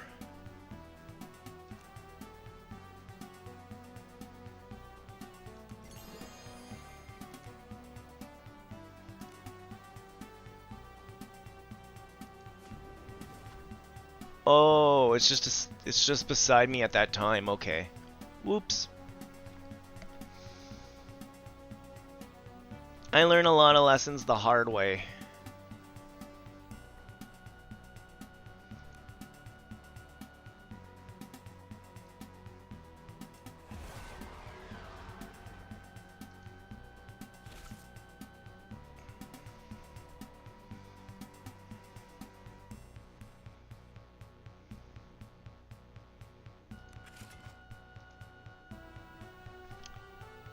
I keep clicking on the wrong thing and disengaging.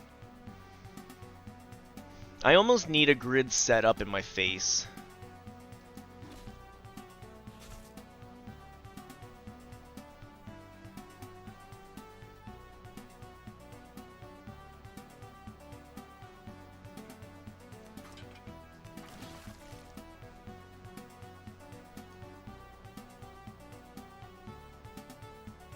Nice. That's awesome. Complete away. That just sounds to me like you're having a lot of fun with it.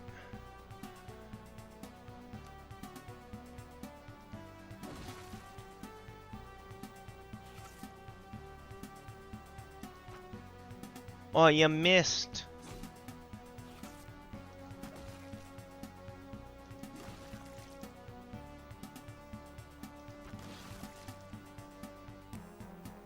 Nice. Hey, we can heal and that'll bring up our stats. We don't need to rest.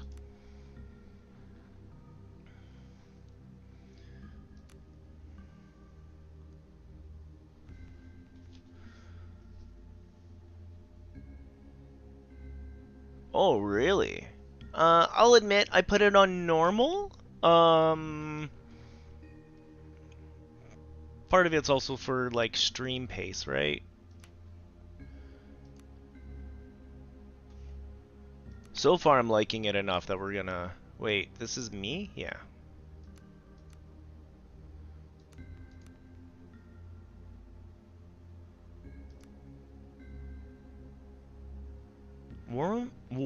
Swarm of gnats. Adds condition disrupted. Oh, that's kind of fun. Vermin. Summons one of the following creatures in each target area. Giant bat, crab. Okay. Targets any opponent anywhere on the battlefield. Slow or lethargy. Shockwave. Targets all opponents in line target area stunned. Gnats sounds hilarious. We're gonna go with gnats and vermin.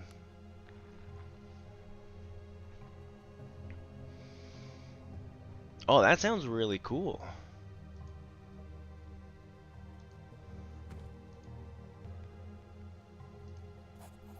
That's good for longevity, right? You had nearly grown accustomed to the foul stench that lingers in these caves, but now once more it assaults you! And I'm gonna puke. Oh no, we're good. Just getting good rolls on these. Did we want to go further in this cave? Yeah, this cave looks great, guys. Ooh.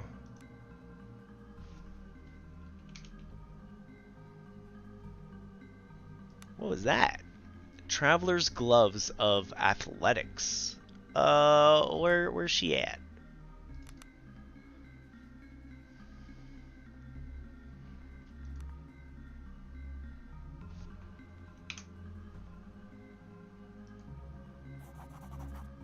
The corpses of the doomed crew of the Zephyr are arranged around the chamber's central column. A pale light shines down from an aperture in the vaulted cave ceiling above, illuminating their bloated features and pale blue skin. Is there a form of artistry to their arrangement? For a brief moment, you almost find it beautiful. Though it comes into your mind unbidden, an interloper. Stepping between the corpses, you spot a man who you immediately recognize as the Zephyr's first mate.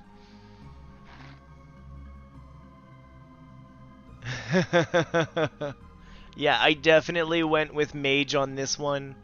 Although Officer looks really interesting. I might go Officer on a second playthrough or a DLC playthrough.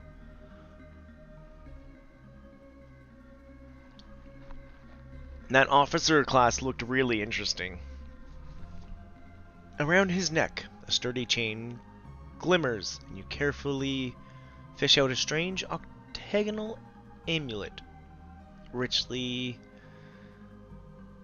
filigreed and with a navigational rosette of the Nautical Guild carved on it. It's no doubt the captain's seal, and is apparently an item that the guild will pay handsomely for, to have returned it to them. As you pocket the amulet, you become aware of movement in the waters around you. Strange stalked eyes regard you as several of the chitinous horrors emerge. No doubt, the abominations have come to feed on the flesh of the dead, or the living. Can I can't pick her to stealth away. Can I stealth? I bring glory upon the ancestors. That's just a lucky roll. You carefully step away from the corpses and try to make your way out of the horrid chamber. Yeah, let's run. That sounds horrible. Down there sounds horrible too. Do you have loot down here? Staggeringly, haunting piping can be heard from the caves ahead. Surely it must be the wind? Again, it rises and falls with an eerie sense of musicality. There's nothing to set your mind at ease. Yeah, this is what I'm talking about. Oh, I'm gonna get lost down here and die a whole bunch. Let's save. Remember when I said I wanted to pick Illumination?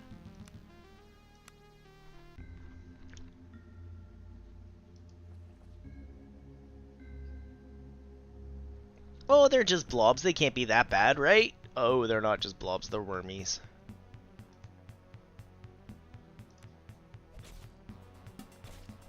Oh, they are bitey wormies.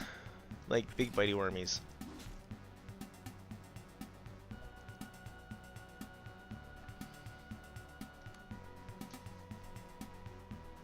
Nice. I'm glad you've had a good time with it, Twisted Room. Have you been playing it PC? Have you been playing it Steam Deck?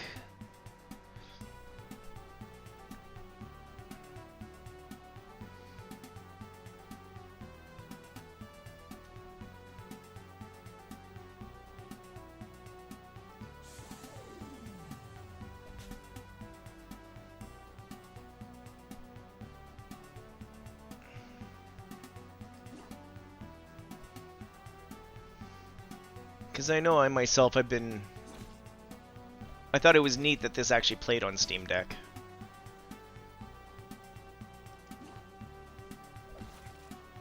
Oh, this is not going to go well at all. It's a good thing I saved. Yeah, we're going to load.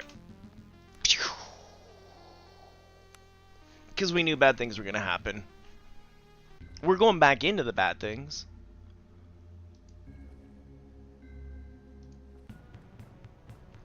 I'm just gonna... I say play it smarter, I'm not gonna play it smarter, let's be honest.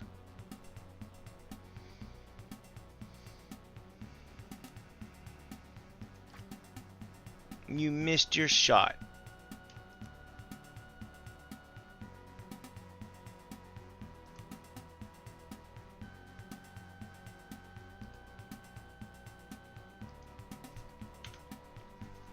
Maybe I don't want to use Magic Missile. What do I want to use?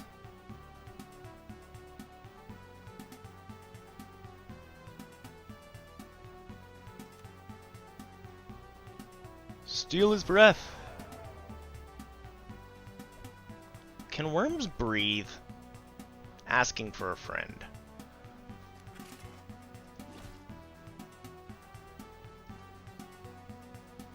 Why was that a disengage? Boo on you. We're dead again, but I still want to hit it out.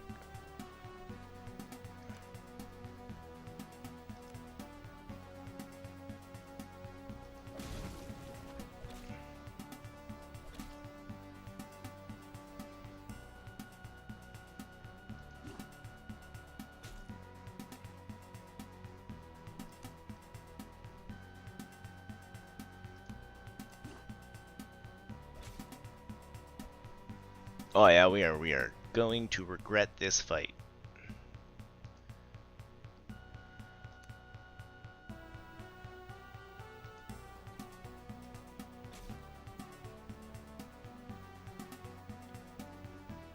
Still not 100% on the disengage rules, but I'll take it. Oh. Not whiffs I wanted, guys.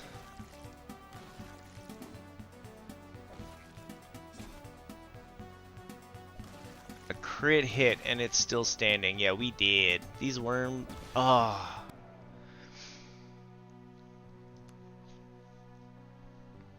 You have died. The dragon awakens. Nice. Maybe we should go over here and get lost? We'll come back to worms. Large misshapen crabs emerge from the water. See? Maybe we'll get these levels and then go back to the worms.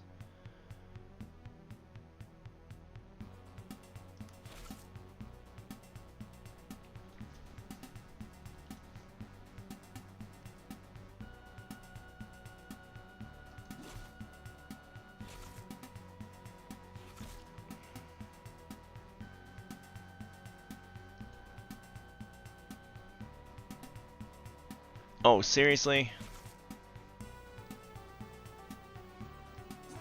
Okay, maybe we'll go back down.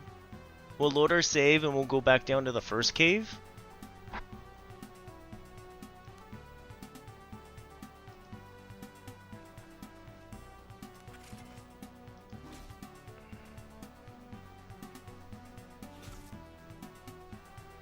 I understand how disengage works. I think I need more of a grid movement because I keep misclicking. I go to click on the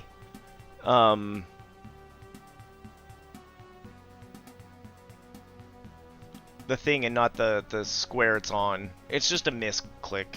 It's just getting used to the system, I think.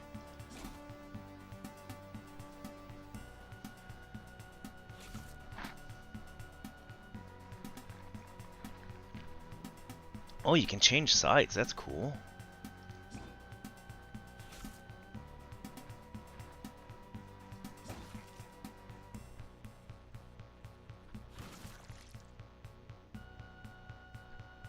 Yeah, I think we'll just load and go down to the first cave, because I skipped that first cave completely.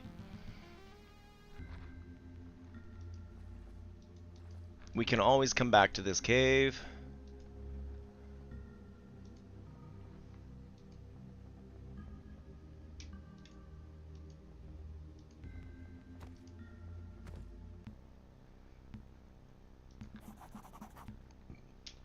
Oh.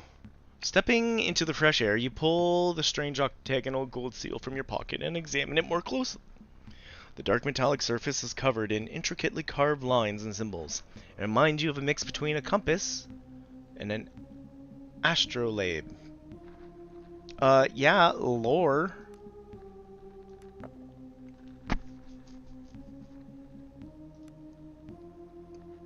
You have indeed heard about this type of device before. As you understand it, it allows the officers of a nautical guild to ship to operate the vessel's complicated navigational instruments. But more than that, it also serves as a device that records the captain's log.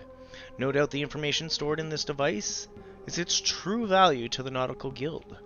The Zephyr was sunk by some unknown horror, and the guild would pay dearly to learn more about such a dire threat to its operations. You feel the weight of the strange device in your hands for a moment. You're back on the deck of the Zephyr. Monstrous tentacles rise above the ship like strange alien towers. Terrified screams fill the air. You shudder. Cat's voice snaps you out of it. If we ever get off this bloody island and back to the mainland, the guild will pay well to have that returned. All I ask is you remember who told you about it. Don't worry, we'll split on the coin. You can keep the coin. All I want is to be done with the guild. Be free to wander as I like. Maybe wander up to my brother's and stick a knife in his fat gut. Aye, 'twas my older brother who sold me off to the guild. I was bloody 12. 20 years is what I owe them on account of that bastard. I've already wasted 10. Her voice breaks for a moment before steel creeps back into her otherwise soft features. Like I said, gutting the bastard will go a long way towards setting things right. And the amulet'll help you? Sure. I'm free enough for now, but the guild doesn't like to let their assets go. And they have a way of catching up with those who jump ship. Even someone as lowly as me dangling a recovered captain's seal in front of them is exactly the kind of thing that might sway them. We'll do what we can. I'm liking you more and more. Let's start getting off this bloody island alive. Let's go back to her. We're gonna go down. And down.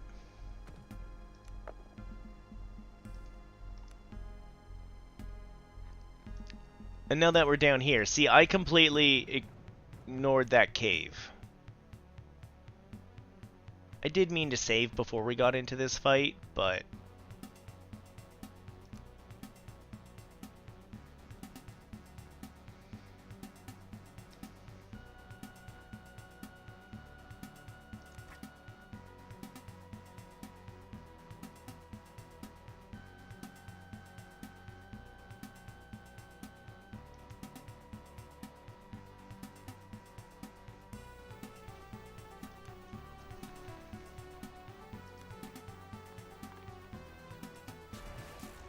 yeah, magic missile.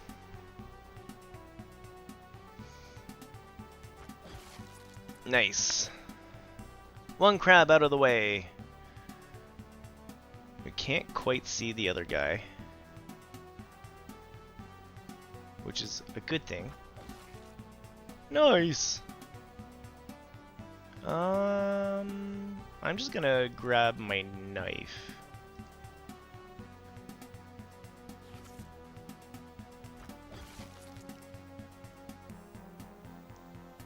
Cool. Loot!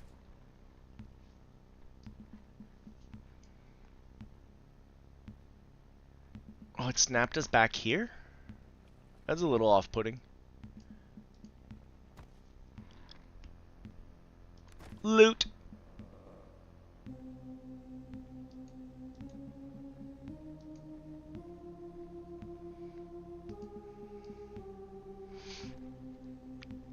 Actually, we're feeling pretty good right now. Let's not even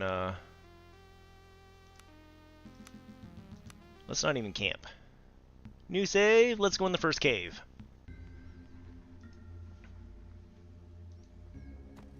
No, this wasn't even scary.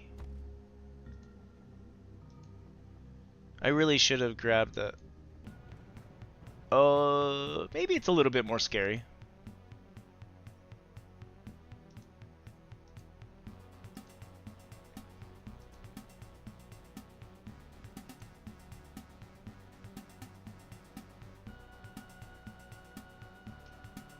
That's a big boy down there. Oh, of course you had to miss that first one, didn't you?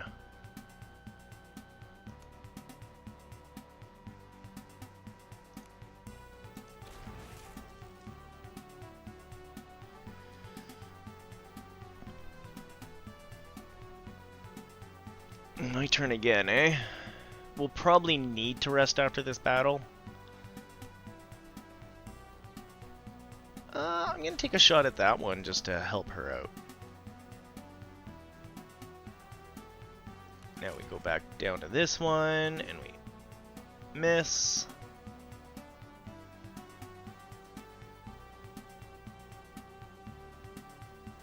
Can we steal its breath? Nice.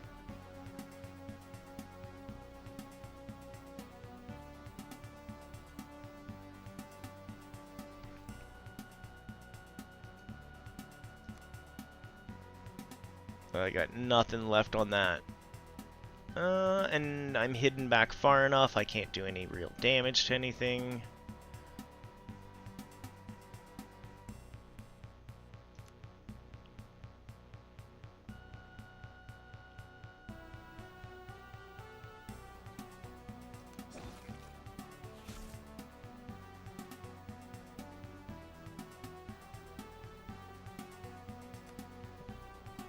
Defend, let them shimmy around.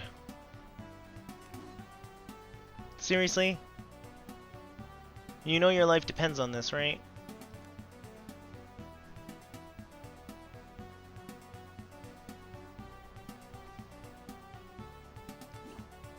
The Cascade ability is pretty cool too. It really helps balance lower level spells. That's good. I do have a lot of those at the moment.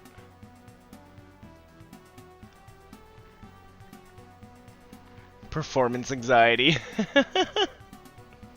I'm watching Kaon play Pool of Radiance on the NES, which is like D&D 2 rules. Oh yeah, that's right. You guys panic. You guys be scared. I don't really want to move because I need her to come back and get some defense because she's going to get beat up real bad.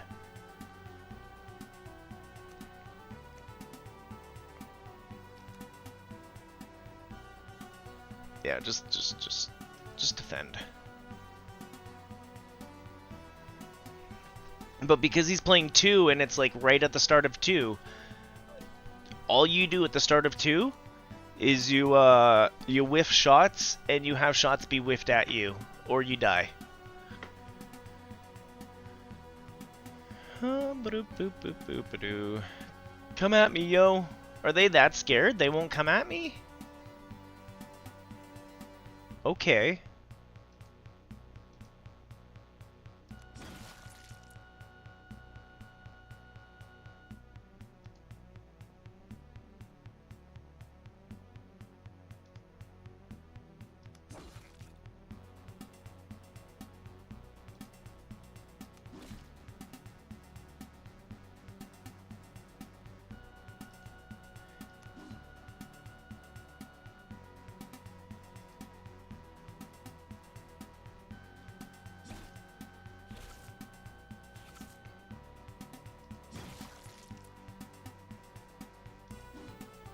Of course you missed.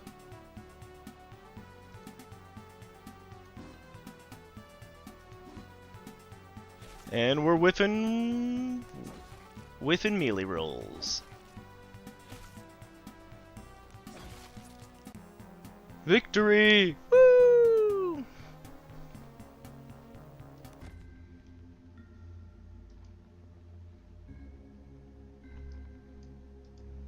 Show me what you've got. Rope. Ooh, lantern. Hey, we were talking about lantern problems. See, we didn't need the spell. I knew we'd pick up a lantern.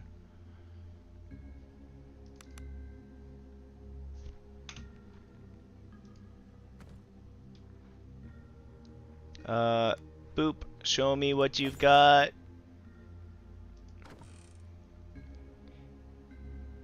Gimme. Gimme. Gimme. Gimme. Gimme. Gimme. We can sell some of this loot to, Corpse Dude.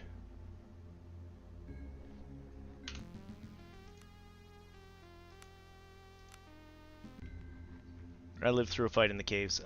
We should sleep. Maybe. Yeah, we'll do a quick resty rest, if it'll let us. Oh, it won't let us. Smart.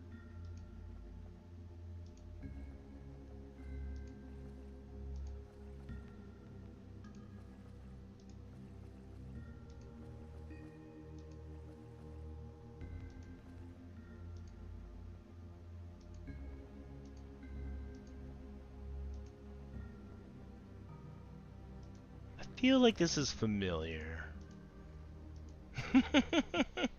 Hey look, we're out here again. I knew it was familiar.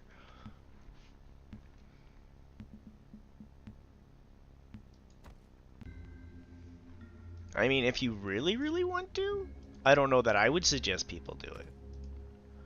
I like the idea of Pool of Radiance. I like watching people play Pool of Radiance. I don't know that I want to play Pool of Radiance. Okay, we know that there's bad worms to the far right, and I don't want to fight them yet. We're going to go this way first. We're going to run back here, and we're going to go talk to Mr. Shoppy Shop. And maybe have a resty rest.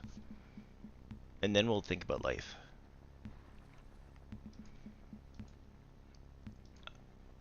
Maybe it's because I've spent so much time on the 5e system. Playing some of the older systems is just hard for me now. Like 3.5 wasn't bad, but going all the way back to 2, it's kind of like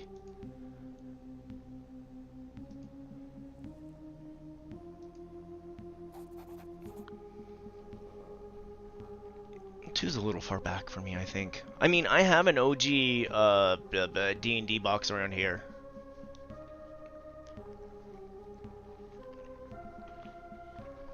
The small farm is overgrown and derelict, and it appears to be abandoned. At one point, you muse, this must have been a quaint place. A good spot to raise a family, perhaps. Suddenly, as if summoned by your very thoughts, the faint but unmistakable sound of children's laughter is carried on the wind. The sound is awfully distorted, with a strange echoing quality, and for some reason it chills you to your bones. The sounds interrupted by a woman's cry of pain, or perhaps sorrow. Oh, I thought this was Mr. Sells-A-Lot. Woman sits in the grass ahead of you. Does she? Oh, right there. With the well looming over her. She's emaciated, ragged, covered in grime. How long has she been sitting here? Days? Weeks? The smell of children's laughter. You got it. She rocks back and forth, almost catatonic. I already finished my coffee, didn't I? I'll go get coffee in a minute. Then suddenly you hear it again. The clear sound of playful children's laughter rises from the well. The woman wails.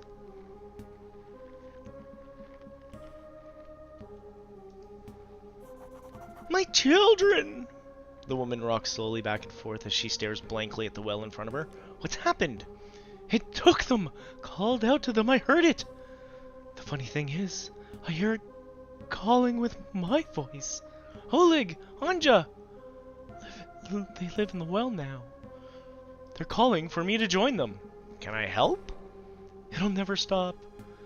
It will multiply until it covers all of the lands and all the seas. And when we're all dead and bones, the conqueror mold will dress our corpses in black mourning veils. Her voice is flat, monotone. The strange words almost as if seem to come from somewhere else. She then lets out a deep sigh. But if I had my children's bones to bury, it would give me some respite. A moment of silence, and then the sickening sound of children's laughter once again rises from the well. Ooh! We want to go in Spooky Well? I kind of want to go in Spooky Well. Are you the sail guy first? Beds and inns. Keep an eye out for beds and inns to rest in while you're adventuring. Doing so is superior than sleeping in the wild. Oh, we don't even have to camp? While resting at an inn or in a bed, you have the option to manage your party. This means you can choose what characters get to be part of your party and who should wait at camp. Camp followers do not earn XP and never participate in combat. Camp followers will, for the most part, not engage in the narrative. There's a few exceptions. Hey, are you crazy, man? Yeah, you are! There's the one who created... Oh, there's the one who cheated Mother Maelstrom and loaded with trinkets for old Bizzle. There might be some fine coin in it for you, too. The old man shakes a worn leather pouch at you that clinks with the sound of coins. Stay as long as you like. Just don't drink the water in the well. The fireplace casts a warm glow across piles of old fish bones, broken furniture, and strange trinkets that litter the ruined home.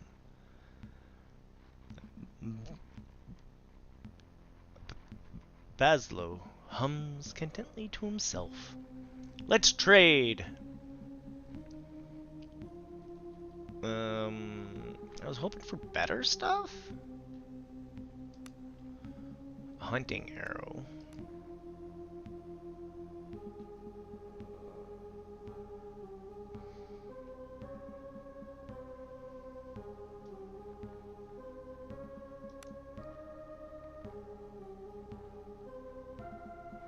I like that it tells me what everything here is used for.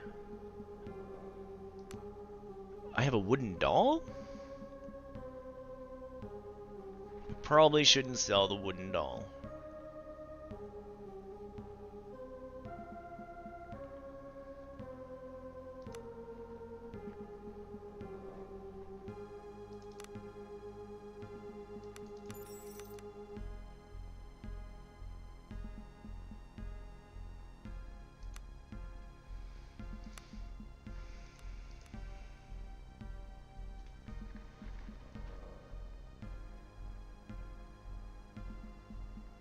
We'll keep the knife for now.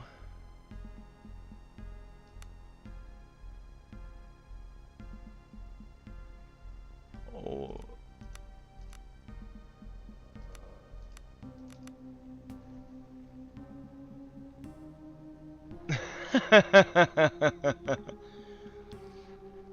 Yep, when I play D&D, I was talking about it the other day, I'm very charisma focused and talky first. I've played enough CRPGs. The chest ahead of you is wet and covered in seaweed, and also looks familiar. Instantly, you realize that this is your luggage from Zephyr. They've been stowed too well to get to during the mutiny, but by some miracle it made it to shore. Or it must have been salvaged. Better yet, the combination lock remains sound, meaning the content of the chest is likely still unmolested.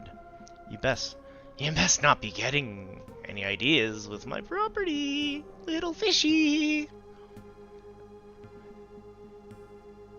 I think you mean my property. What old Mother Maelstrom saw fit to bequeath upon me its keeps.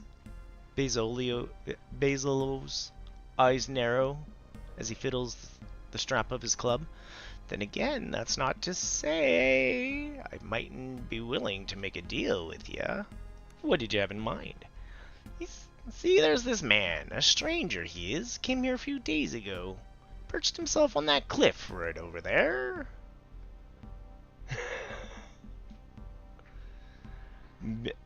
Bezolo points to the cliff that rises over the beach to the east. Thing is, he was carrying something I can hardly put into words. It's like a tube with a glass in it, that you look to the stars and such.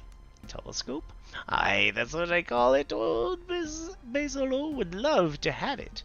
If you can get your way up to where he made camp, there's meaning in the stars, you see, old wisdom and such. And don't fret. Bezolo saw a big old fat crow circling near the camp. I bet Bazzolio's eye that the stargazer's dead and rotting, and his telescope's just waiting to be salvaged. I'll see what I can do.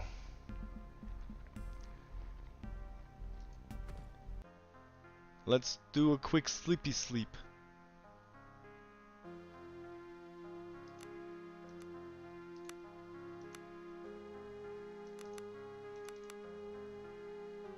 That'll be enough food. We can train, forage, fletch, entertain. I guess we'll both train for tonight because it's still so early.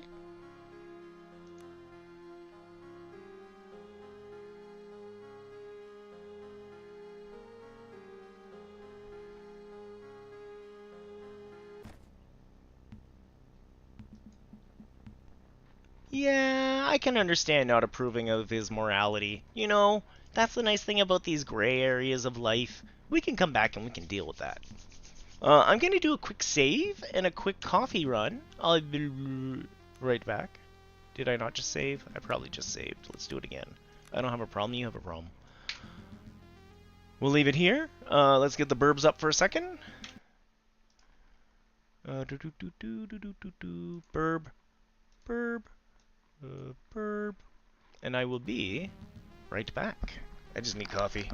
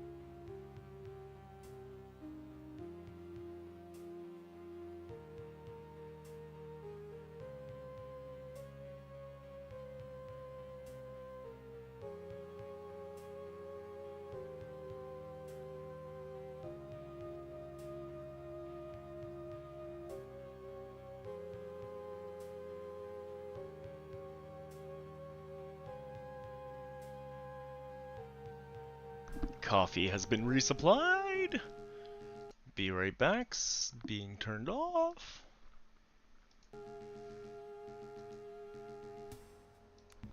And we're back. Dun dun dun.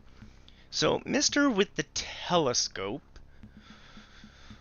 I'm not too worried about him. He's up on the hill at the moment. Do we want to poke at the well? I think I want to poke at the well before I do more of the cave. Those worms put me off a little bit of the cave. Just a little bit. We'll go back and beat them up. But now, well. Well. Yeah, see, it's this grid here that's bugging me. I want to click, but the hitbox is here. This bugs me.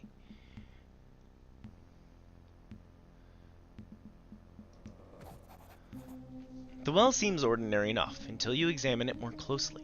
A thin layer of slimy black mold seems to cling to its walls, and a heavy odor of filth rises from the depths. You could swear you heard something splash around in the shallow waters. A ladder's been placed in the well shaft, and you could easily descend if you wanted to. Sounds like that's where we gotta go. Ooh, that's cool.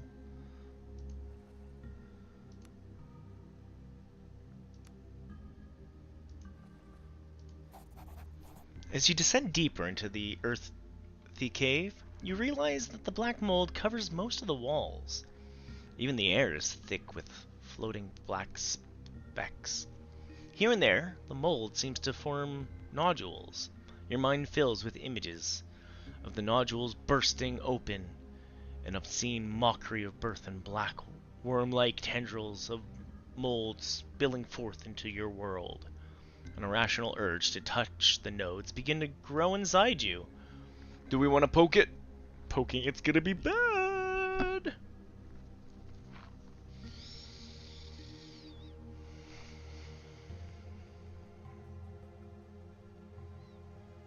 Let's, Oh, this one's so hard because I want to see what happens if I touch it. Touch it. You dig your fingers into the black substance and breathe deeply in tainted air, welcoming the pulsating presence that surrounds you to invade your flesh. Oh, I made her do that, didn't I? Does not hesitate. And the warmness of unity fills your very being as your new life begins. Stars align, and the dragon stirs in the void. Haryuma, Haryuma. We died. Love it.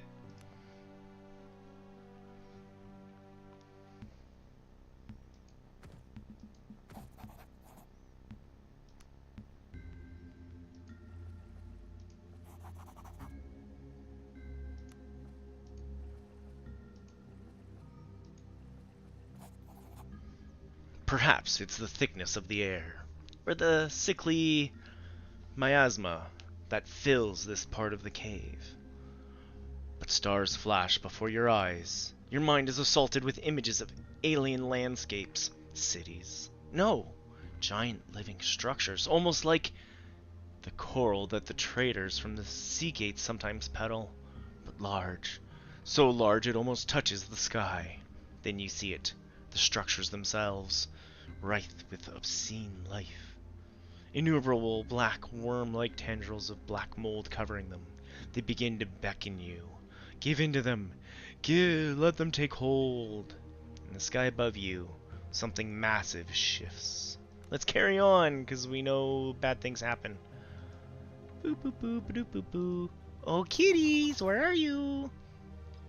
You feel as if you're dragged under and into the crushing blackness, to unfathomable depths.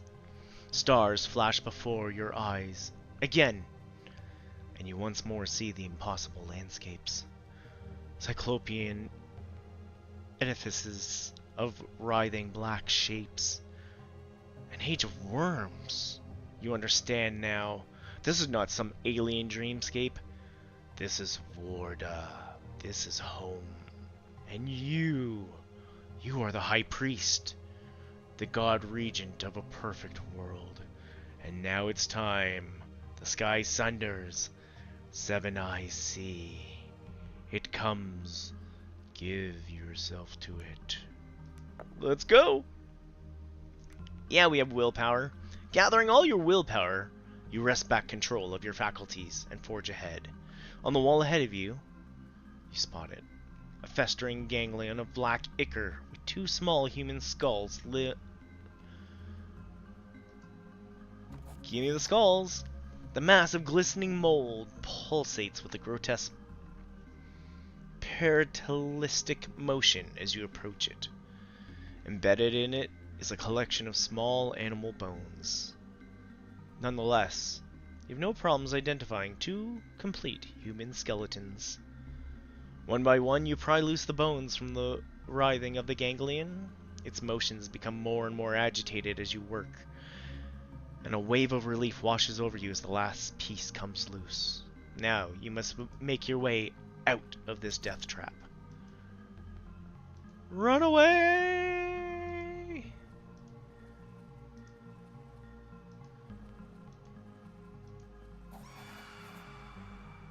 The two diminutive shapes materialize, as if from the very walls themselves. Bodies alive with writhing mold. Their blank, idiotic faces stare up at you in a grotesque imitation of life. Your blood runs cold, as organs you should never shape human... As organs that should never shape human voices spill forth the sound of children's laughter. A loud shriek escapes from the horrors, and in a maelstrom of writhing blackness, the two pathetic creatures reshape into lean forms that tower over you. They do not intend to let you leave. Athletics! Let's go! Yeah! Feigning left and dashing right, you manage to slip past the mindless creatures, and before they manage to regain their bearings, you've clambered up the ropes and escaped the well. As you flop over the rim of the well and onto the ground, a faint "Mother!" escapes from below. I have your children's bones. Marita looks up at you and blinks as if waking from a dream. Without a word, she gingerly takes the small bundle of bones in her arms, as if it was a swaddled infant. She cradles it for a moment and then looks up at you with grateful eyes. She gently strokes your cheek once, and then turns and wanders into the fog. You've set her free. Falling to your knees, you retch violently. If it's from the conquer mold or the emotional moment, you can't quite tell. Kneeling in the grass, you notice a satchel laying where Marita was kneeling. You have a feeling it was left there for you. Slowly, you regain your composure and get to your feet, shambling away from the well. You suddenly stiffen. Did you just hear something? A child's voice, perhaps? Or was it just the wind?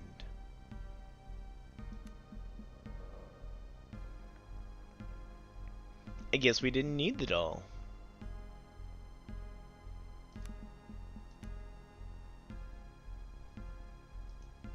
But we got lucky in that one. Woo!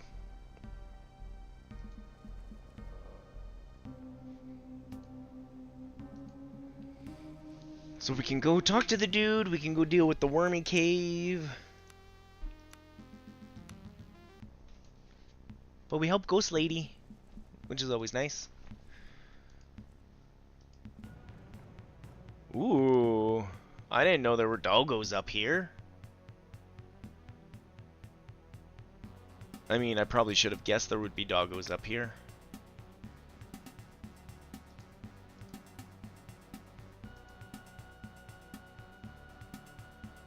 I really need a faraway weapon for my mage. I don't have a good distance weapon for my mage.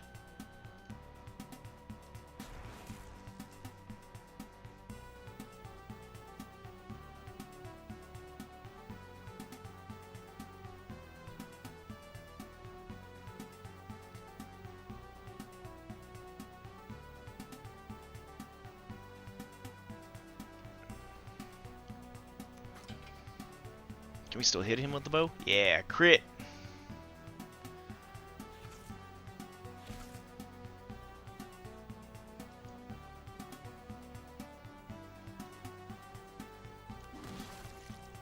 Yeah, stabby stabby move. Owie.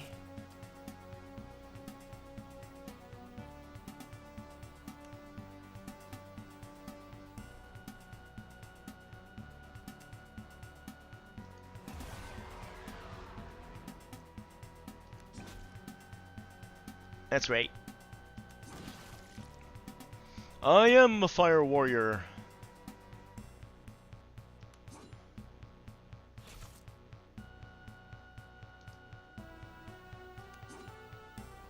And now we whiff all our mealies. Can we please not? Thank you.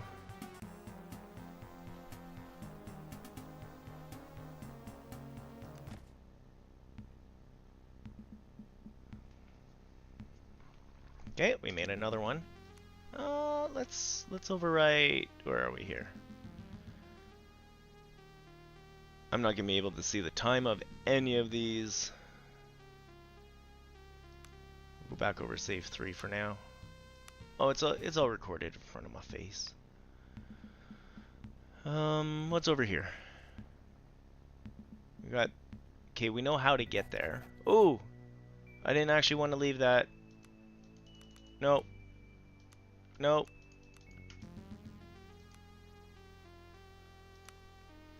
Not ready to leave yet. That was way too quick to just let me leave. We got worms to kill, and I've got,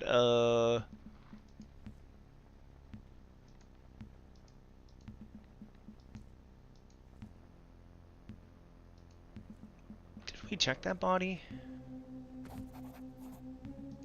Yeah, okay, we did. Yeah, we gotta go play with the wormy worms again. And go get that guy's thing? Do we want to get it?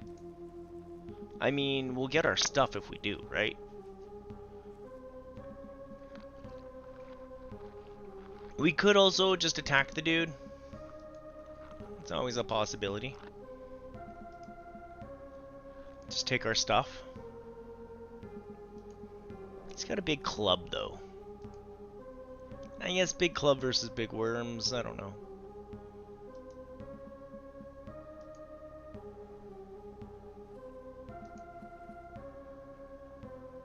Alright. Before we walk in the cave.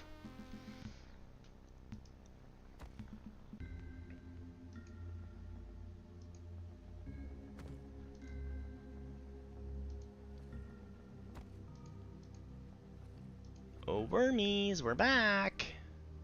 Let's go this way first.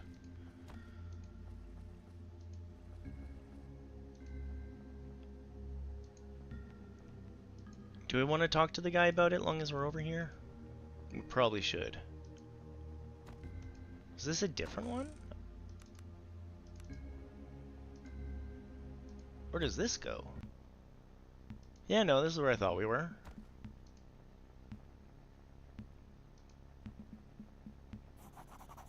You're back. Found anyone else alive? No. Can I borrow this? Take telescope. Yeah, see, nobody cares.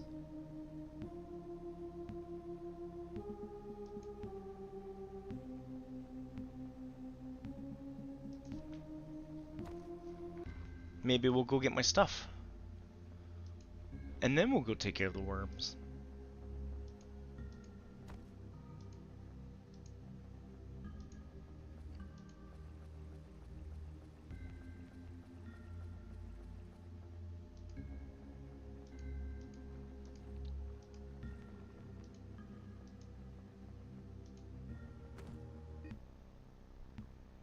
Look at this memory. Let's go!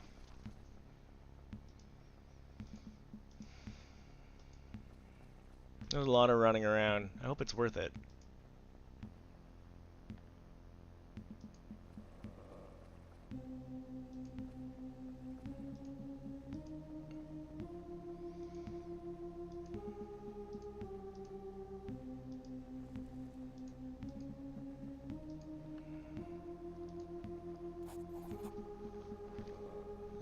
I have the telescope. As you hand the telescope over to the wreck picker, his eyes light up in a not wholly sane manner. Chest is yours, little fish! Basilio shouts out over his shoulder as he reaches into the... Oh, as he rushes out into the yard with his new prize. A fine dagger.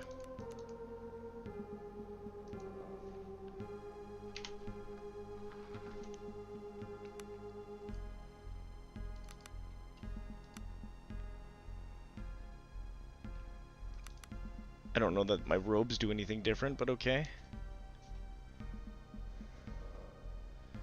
So we can sell 2 of the bad daggers. Ooh, she needs level up.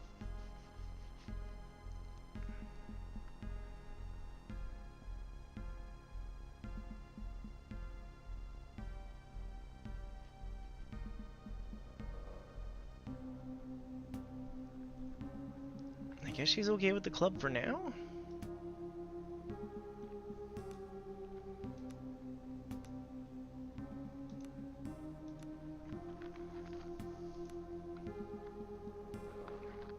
What do we want to tap into?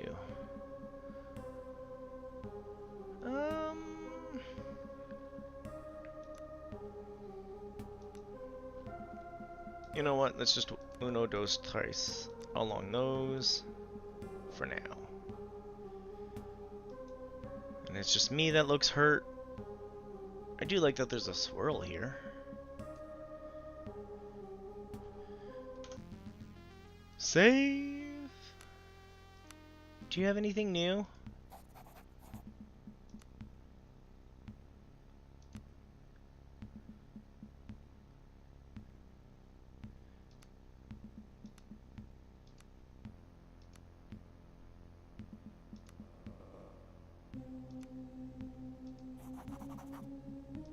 I forgot to look. What does her club do? Accuracy -1. Yeah, we don't like that. 1-3 damage. I feel like we should get her a sword.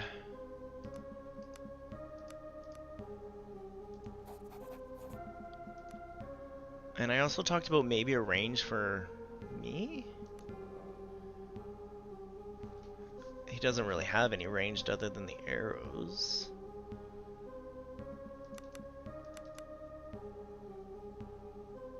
What is that? Oh, that's the guild seal. Let's not sell the guild seal. People might be a little upset if that disappears.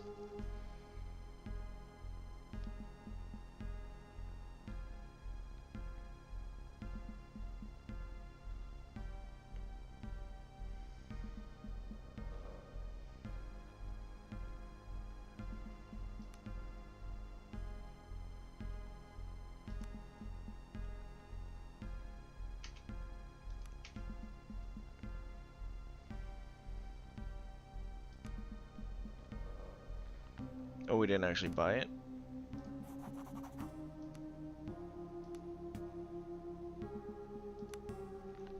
Oh no, it's accuracy -1 as well, but it's 1 to 8. Oh, I like that. I like that it shows us what we would be walking into. That's nice. If only all games were that nice. Is that two-handed? Is that the problem? Does it say two-handed? It's only medium blade.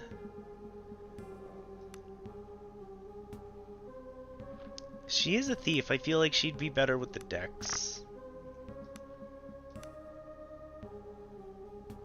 Buy a crude short sword for her.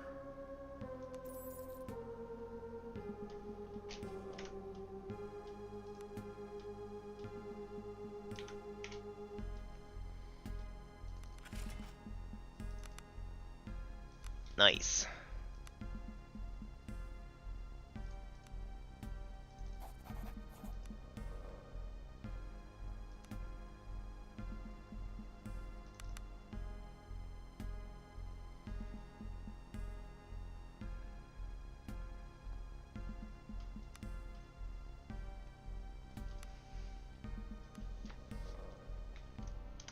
Cool. She's sitting better.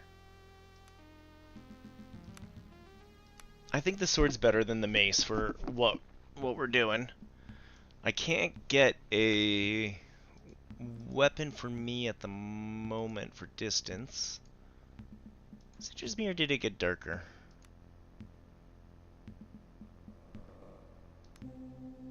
He does have his lantern.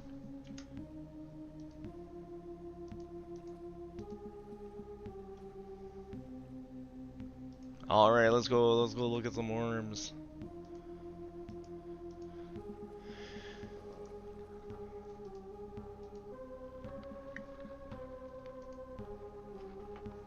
I feel like I'm happy with all my trades at this point.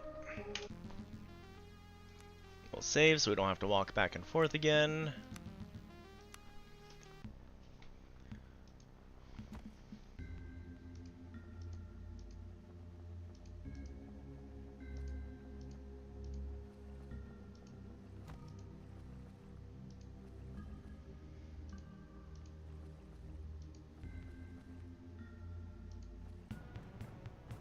Hello, worms. We have returned.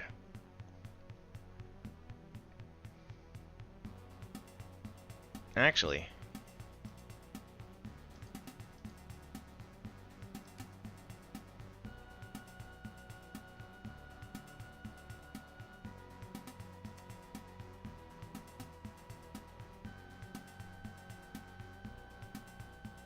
how does the summon vermin work? Nice.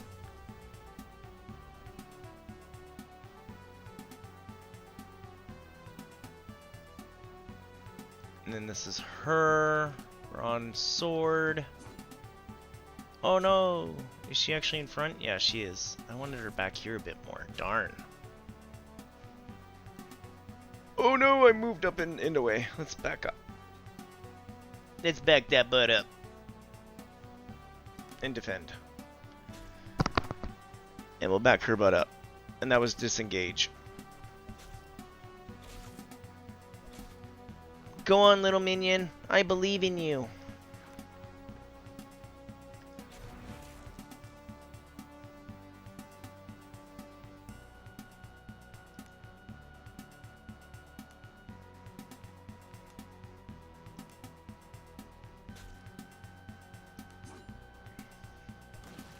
Oof. Those worms are real nasty.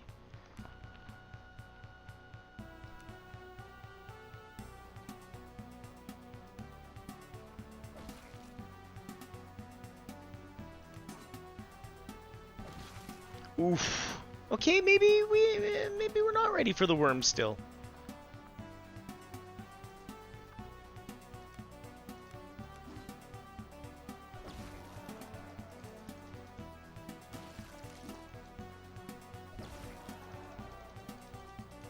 Yeah, no, those worms are well done. Well done, worms. Well done.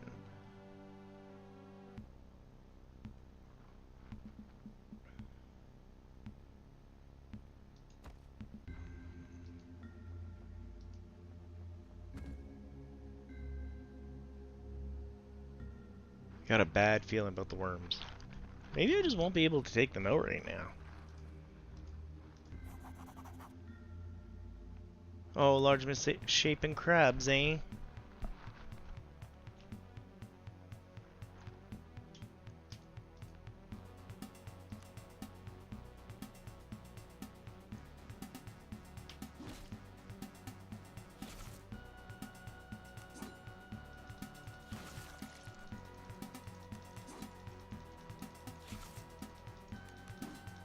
At least we didn't alert the worms yet. But at this point, I'm just gonna get beat up by crabs.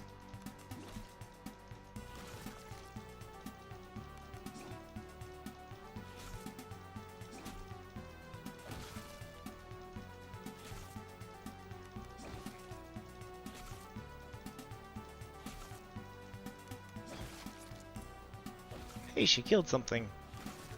She can get killed, but she killed something.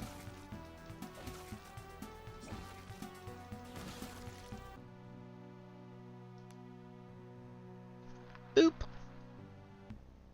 Okay. Not playing in there.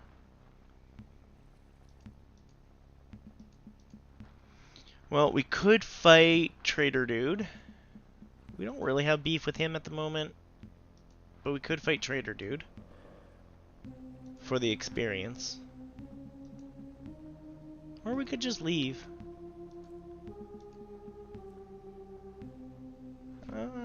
You know what? Save. Save to. Rename.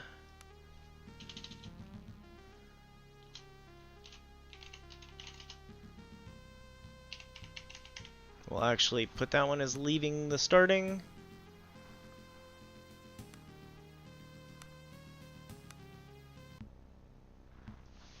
And now we'll get out of here.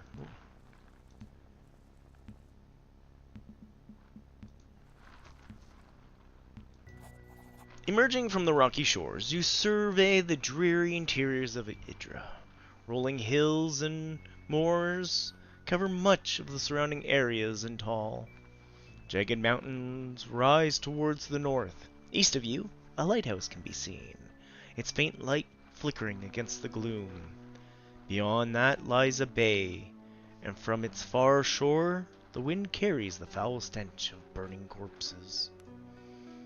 There's something wrong here on this island. Oh yeah, she's not that soft. There's something wrong here on this island. Something really bad. Cat suppresses a shiver. You came here for a reason, right? With mercenaries and all? Had to have been something important. I was hired to find somebody. Cat listens intently as you tell her the story of your quest to find Brienne. Girl's lucky to have family. Take care of her. Cat mumbles. So, the old man told you she was last seen Huron, right? Well, I've been to Huron. Landed there on our last run. Could tell something felt off about the place, but nothing like this. Here's how I see it. Horn isn't far, just a day's march to the east around the bay. However, I think we need to be all clever-like about this. Make sure we rearm and maybe even try to pick up a few allies. If we rush in and end up dead, we're not doing this Embla any goods is what I'm trying to say. So we should explore around a bit, right? Gather a bit of intelligence and whatnot. I agree, we gotta do this step by step. Yeah, just like that. Over there! Cat points towards the lighthouse to the east. Lighthouse is still lit, so it's bound to be manned. If we make our way there, we might find out more about what's going on. Might even scrounge up a hot meal. Let's get a move on. As you set out across the blasted landscape, you have a growing feeling that whatever horrific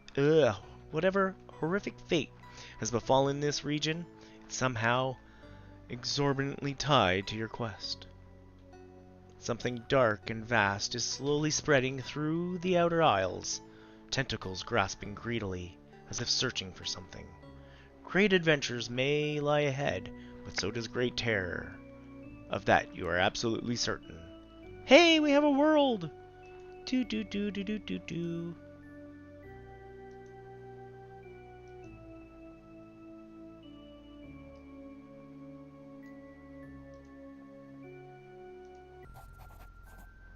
You see a figure thrashing violently at something, obscured by the low fog. Whatever this person's doing, it's producing loud crunching, wet squelches, and a stream of curses. You see the scene for what it is. Roland, soaked through and spattered with ichor, is laying waste to a number of grotesque-looking creatures with a piece of driftwood. He snarls like a wounded beast, and his eyes are black with rage.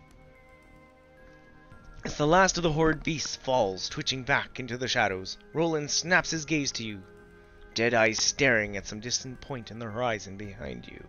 Eventually, the tension drains from his muscles. He lowers his makeshift weapon.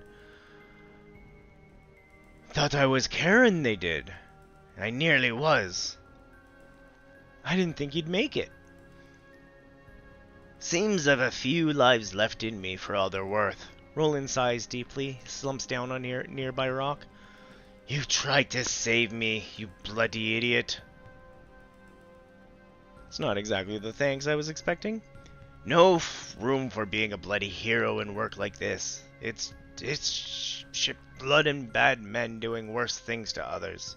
He looks around at the driftwood and the chunks of flesh bobbing around your ankles. It's about time I paid my debts.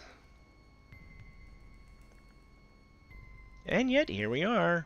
As you say, but heed this. If you want to survive, you need to drop the bloody heroics. This business makes your hands dirty and nothing gets them clean again. Trust me on that.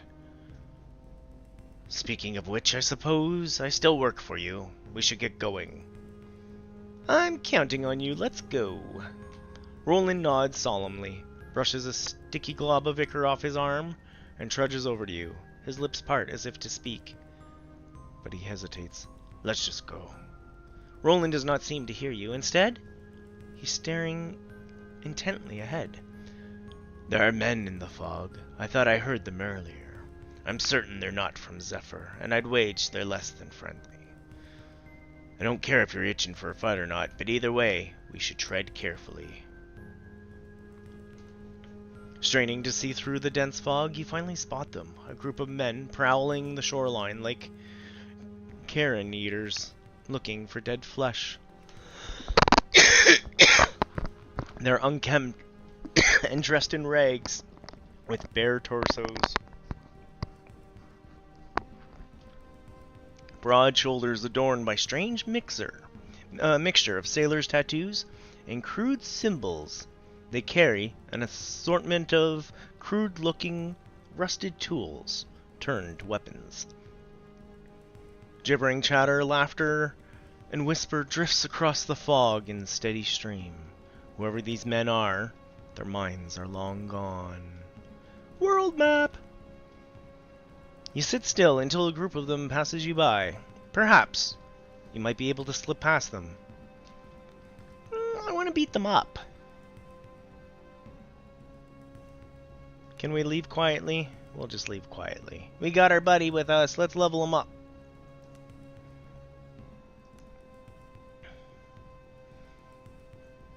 Does he have the inventory we left him with? He do...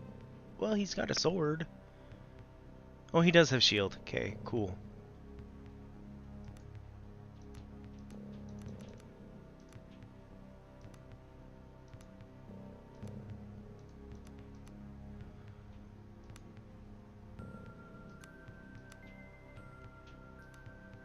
Shield sword, bred for war.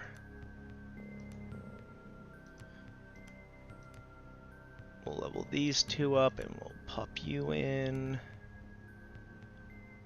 A light armor master.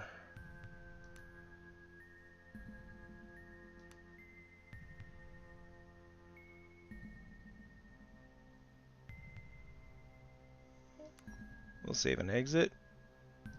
Oh, it still has 1 point. I'm not worried about it. Loot.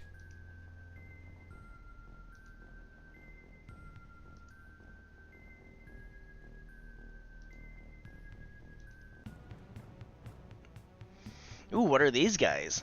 I should have saved. Oh, these are those men that I was trying to slink past. I was supposed to go that way, wasn't I? But what if they had loot?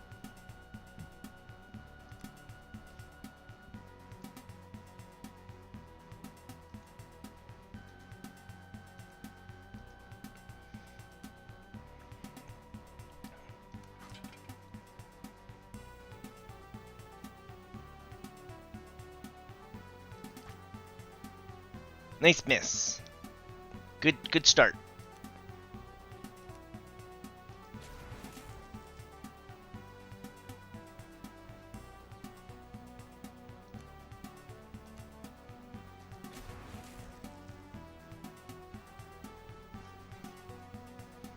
Hit him hard.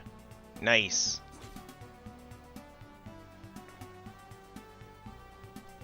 Sure, hit the one.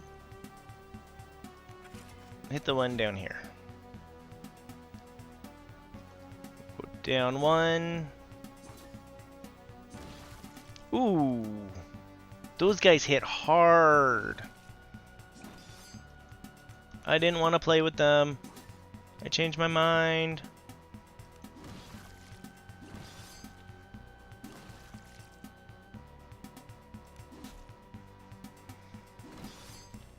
Oh yeah, we got owned. I like how the terror has all the different eyes.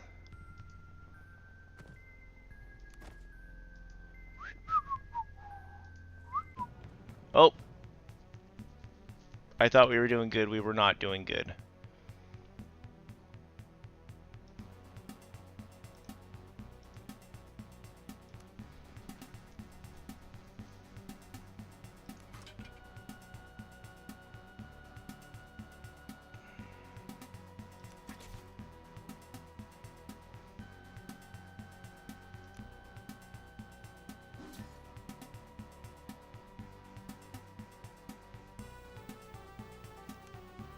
What do we want to do to things? What if we summon a vermin right there? That'll distract them.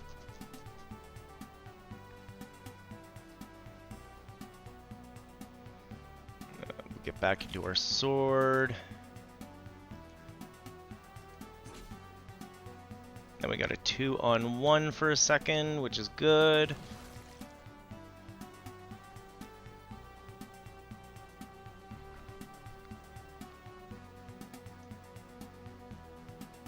I don't actually know what I want to do from here.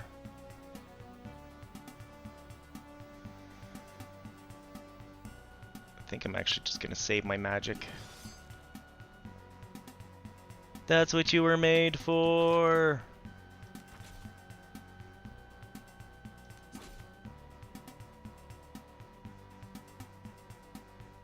I can't get beside him at all.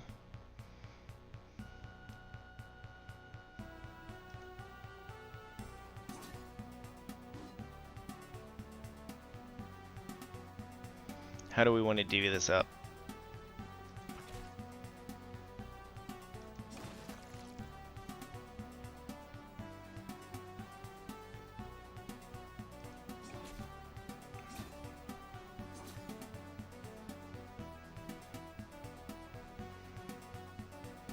We don't have any arrows left.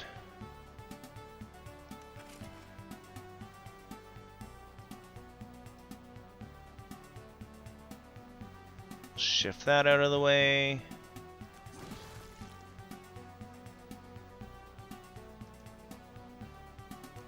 Oh yeah, now we can just gang up on him. Nice hit, I said sarcastically.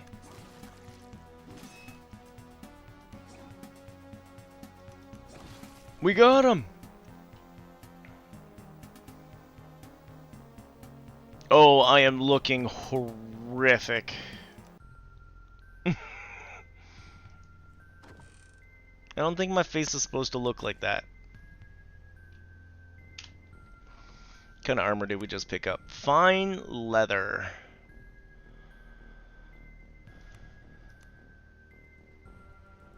And both of you have studded leather? Oh, you don't even have leather armor on, Chicky? I thought you had studded on. I guess that was him. She's been doing well considering she hasn't had armor on. Wait, is that medium armor? No, it's light armor. She can do that. She's been doing really good considering she hasn't had armor on. I'm proud of her. We lived! Why can't we camp here?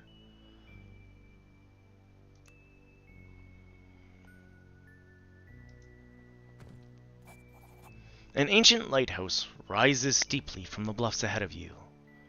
The beacon is still lit, though it flickers weakly. Yeah, I want to go in it. Now this is where we save. Actually, let's rest. Is there a rest in here? What do we think? I think my guy's face looks really, really bad.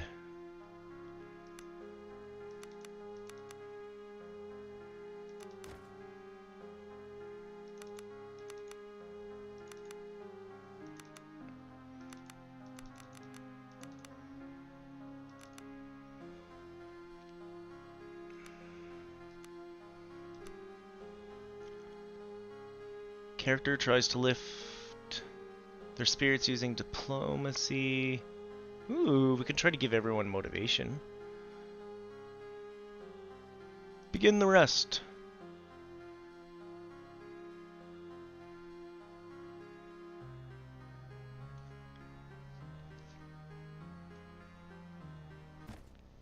Cool. We feel great. Now we save.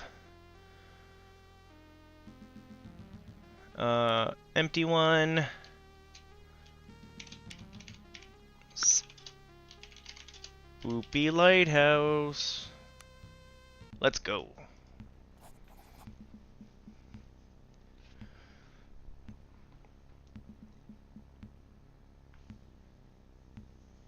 Ainslie armored woman with a shield slung on her back and a broadsword at her side stands by a small campfire. She's grunting and cursing under her breath as she clumsily tries to bind a wound on her arm. Dried blood and mud cakes her face and armor, and she looks haggard. You'd think if we camped like 6 feet away like this, she would have noticed us. She freezes as she sees you emerge from the fog. A suspicious frown rolls over her face. Let me help you. No need, she growls. She finishes the tourniquet using her good arm and teeth. Bless you for offering, but I can manage. I would kill for some water, though. Offer a drink from your water skin. Thank you. Name's Krylia. Used to call myself captain of our little mercenary captain. Some rich trader from Elders paid us well to come here and look for the Fury. Things went to shit quickly. I've been losing my crew one by one. Nallis and Peter got their coins yesterday. Torn to pieces by those hounds. It's just me now. What's the Fury? What? Never heard of the Sancta Fury? She was an old treasure ship, they say. Disappeared around 40 cycles ago. And it's said she was laden heavy when she went. People been looking all over for her ever since. Me, I never put any stock into the legend, sailor's tale.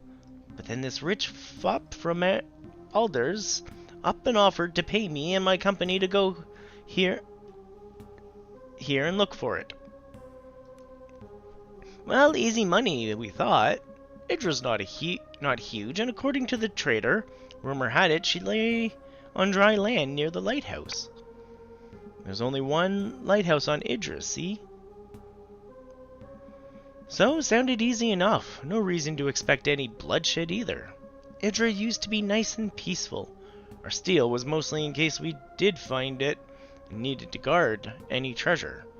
Needless to say, that's not how it went. You didn't find any treasure? Not a scrap. We searched every inch of this island, and let me tell you, Sancta Fury's not here. Bloody can't be. A ship on dry land, and near the lighthouse nonetheless. How does it not exist? Oh, it does not exist. Mind if I give it a go? Oh, I'd hate to see you spill your guts on this bloody island looking for some ghost ship. Then again, you might have better luck than me and my... Krylia stops briefly, and her eyes water up. Just be careful. Idra's not peaceful anymore, and I suspect there are more things out in the mist far worse than hounds. Honestly, I don't know where to start. There were lights in the sky, flashes and orbs. Some over Horon, and others over the island's interior. Minor quakes even. And then things went real bad. People lost their minds and animals started charging. What terrifies me is I can't even tell you how long ago that was. Days? Weeks? Her voice rises in an anxious tone. I just need to get away from here. Off this rock. I'll try to make my way east, around the bay. Maybe there are larger groups of survivors there. Perhaps even someone with a way of getting away from here. Good luck, and if you ever find that bloody treasure, buy me a drink the next time we run into each other. Krylia packs up her gear and begins to carefully make her way through the mist until she's gone.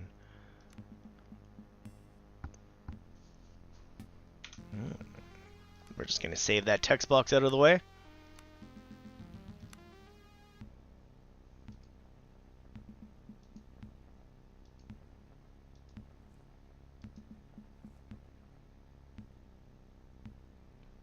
Why do we not have light?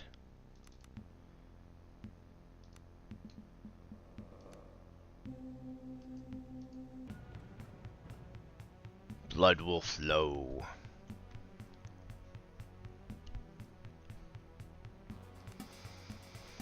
We'll move him to the front.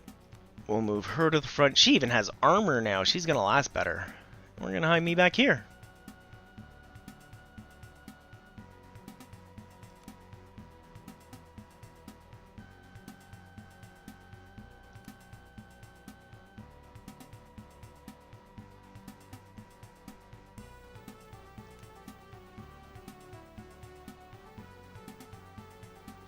She has no arrows whatsoever. Oof.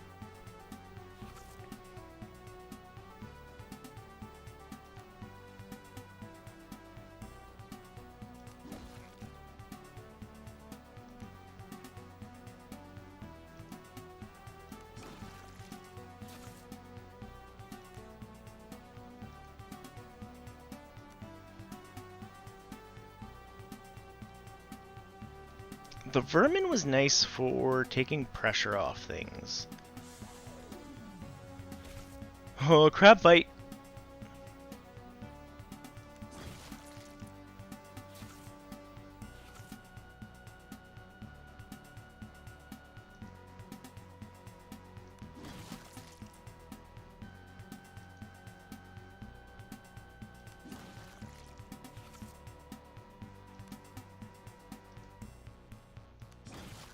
That's right. We taught those crabs who were boss.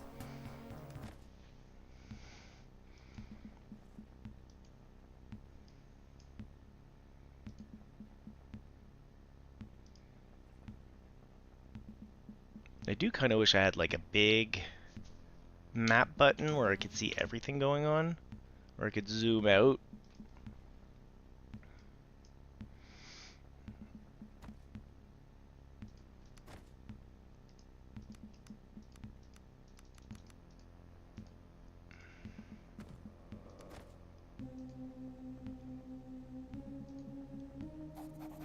Hidden along the cliff is a lone surviving member of the Zephyr crew.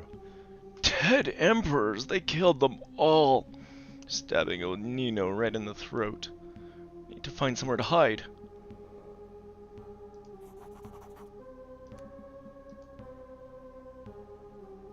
You got goodies? Oh, you're just drinking all the wine. That's what you're doing.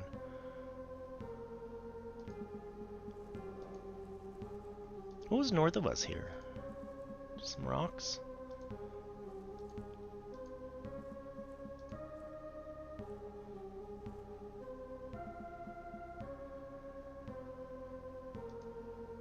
Oh, that's a cave. Do we want to go in the cave yet? We'll save on an autosave, and we'll go through the cave.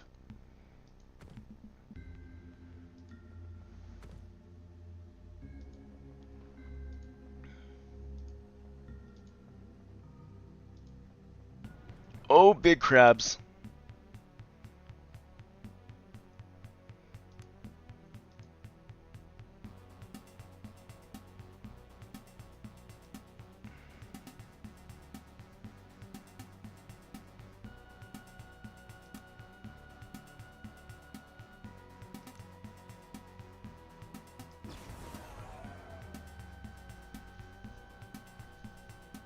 Oh, is that what it does? It mutes. I was wondering what steel breath does. I thought it would be like suffocating them. Teehee.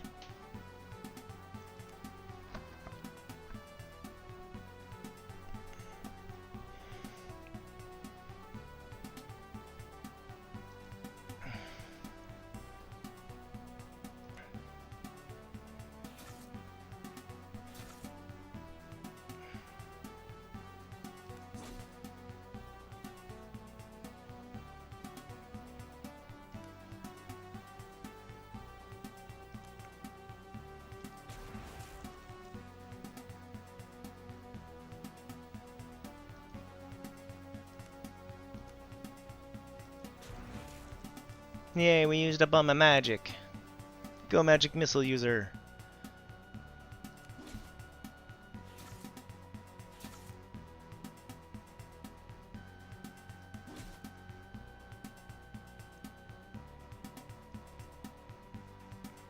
And I've used all my magic stuff, so we're just gonna chill.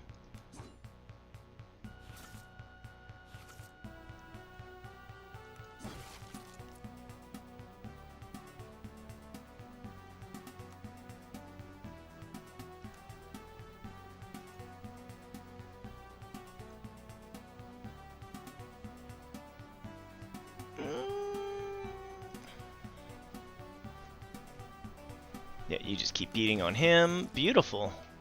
Wasn't actually expecting that. You can try to run.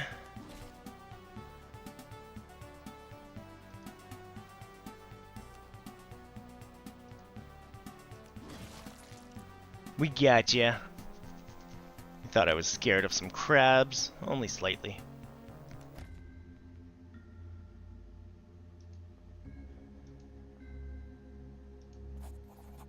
Sprawled on the ground ahead of you lies the mangled body of a man. Stacked high against the walls behind the poor fellow are crates of goods, and you have the feeling you've stumbled upon a smuggler's hideout. One that has seen fairly recent use.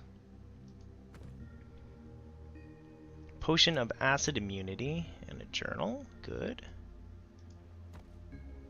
Another lantern. Cool. We slip over to her.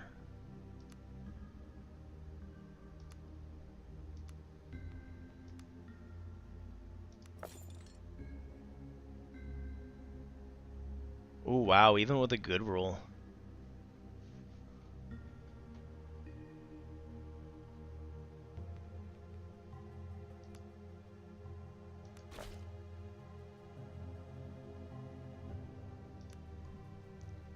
That's a sturdy chest, let me tell you.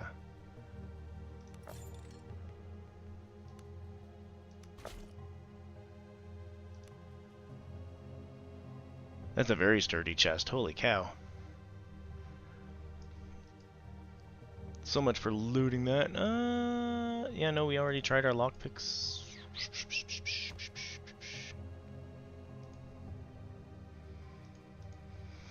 Well, considering I didn't even want to go in the cave, I'm sure there's more in the cave.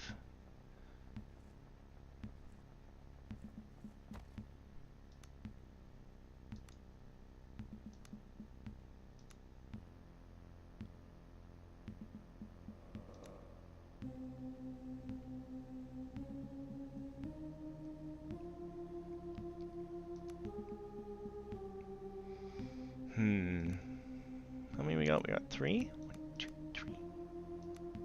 Yay! I went with more attunement, which should be more spellcasty stuff.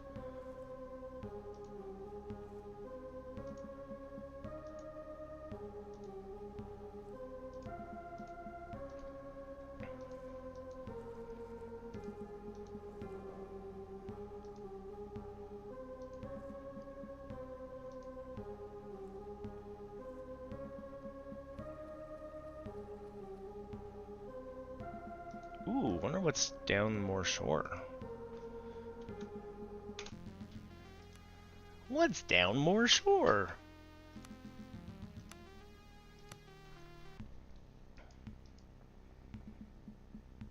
Yeah, you spotted something.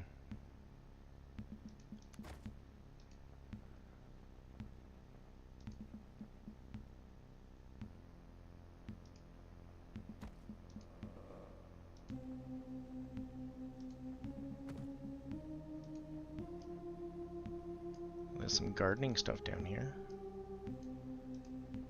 Do we want to rob the grave?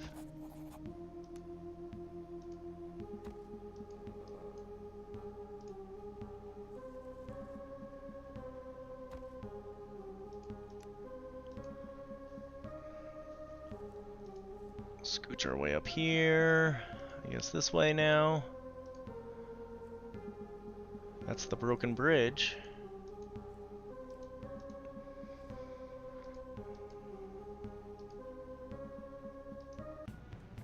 Ooh, wolfies.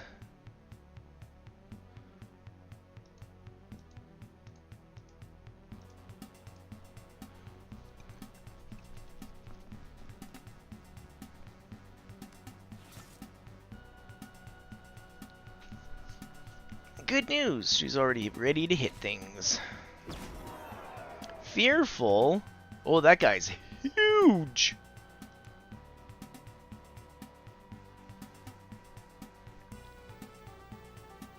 If I summon vermin behind... Oh, that's a sleeping dog there. If I use gnats on him, will that stop the anger?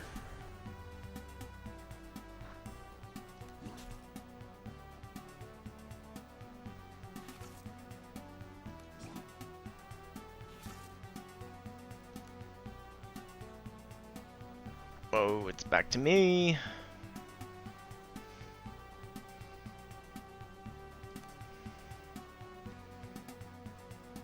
That vermin's gonna get nuked. Let's not. Let's not. Oh no, went too far.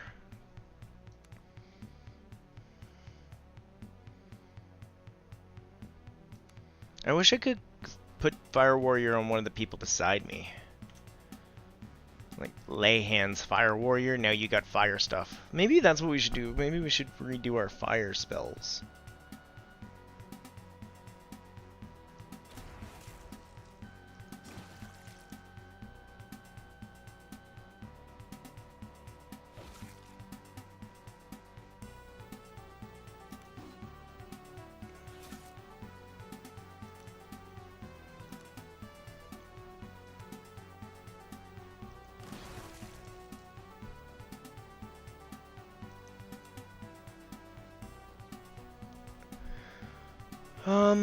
What do we want to do now?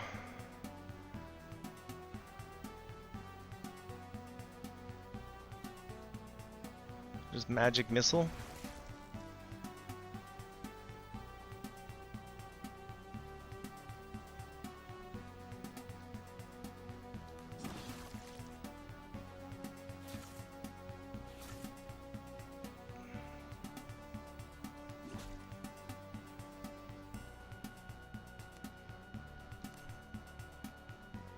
I actually won't hit the guy in the back. We're gonna hit this guy.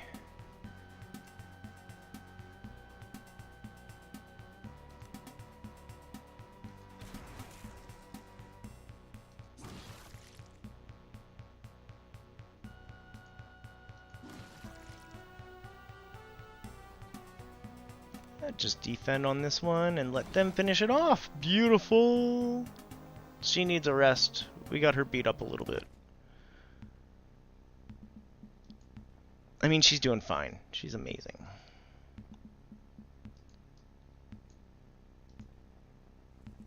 Now, do we want to go up this way?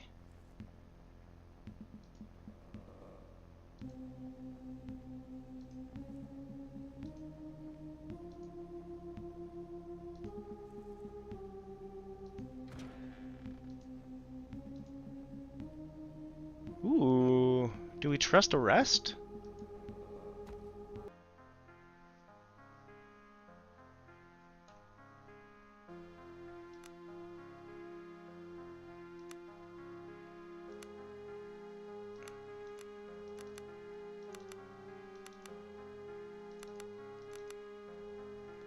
We're not gonna have enough food for everyone.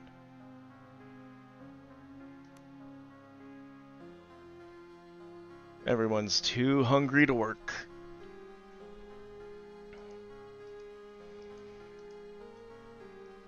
But we're looking better. We're feeling better.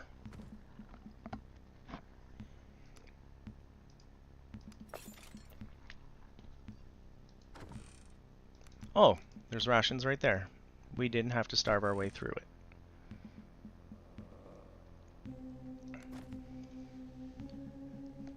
Can we start, like... Ooh, a recipe for eggs and bacon. Hanging on the wall, you see a dramatic, but not particularly artful painting of a ship with torn sails caught in a terrible storm. Your mind wanders to the Zephyr and the grisly fate. You shudder. Look closelier. Leaning in, you notice that there's a name painted on the side of the ship. The Santa Fury.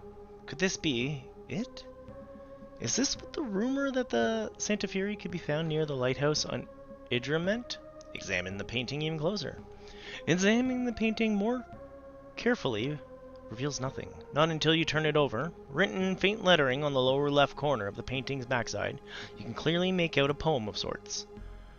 From the center of the three, the Santa Fury made her flight, setting out to hide her booty, all within the lighthouse's sight.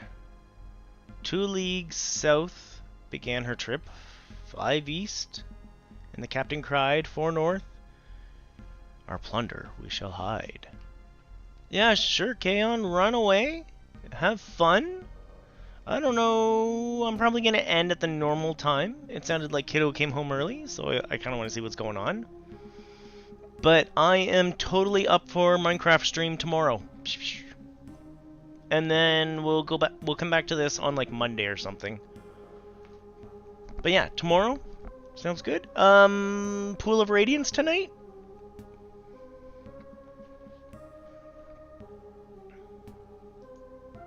Tomorrow. Beautiful. We'll watch Pool of Radiance tomorrow night. Thank you, Kaon, for hanging out, chilling. We'll talk to you later. Land ahoy! Went up the roar. We'll lay our treasure there. Into the rising sun 3 more. Then dig... Wait a second. There's been too many numbers, let me tell you.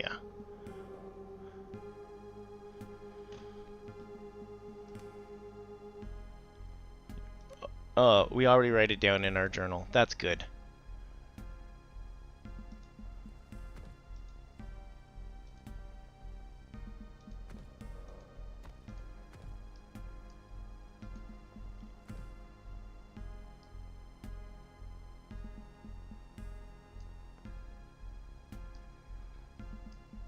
Oh, I missed something in there. Oh, we could cook if we wanted to.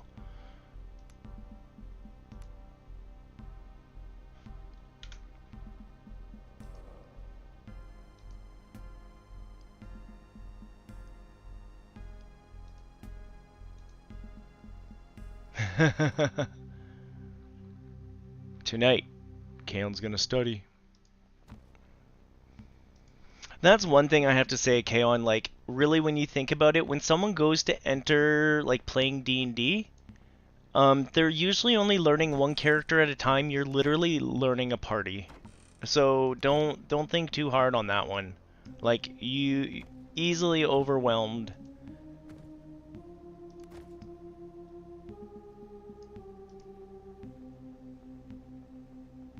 Really? That pathfinding, let me tell you.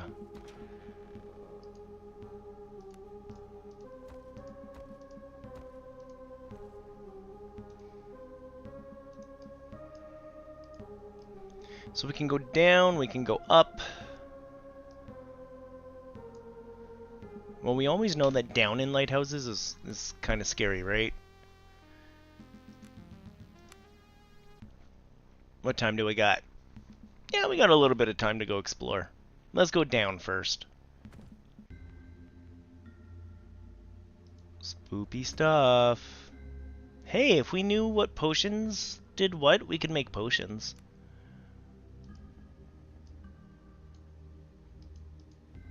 This lighthouse is a nice little,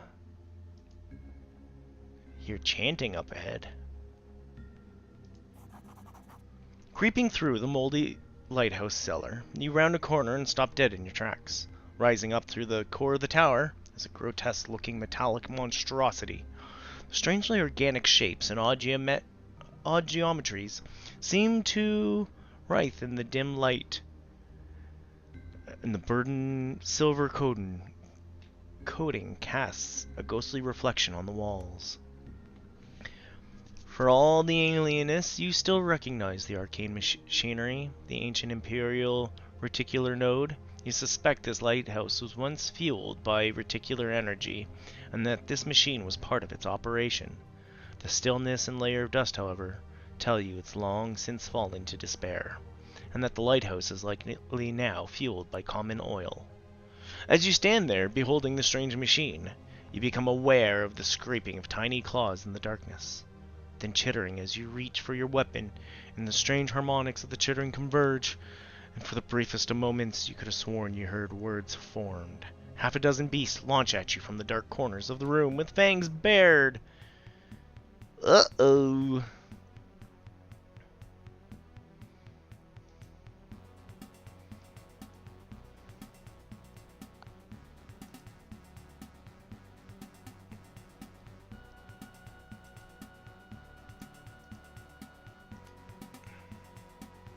Ooh, I start?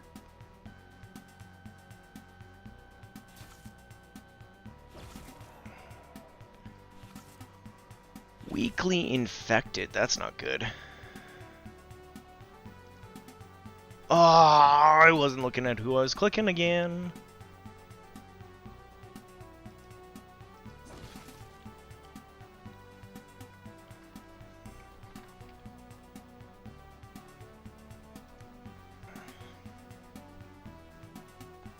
Well, I can't even fire my aura flame that I was trying to do.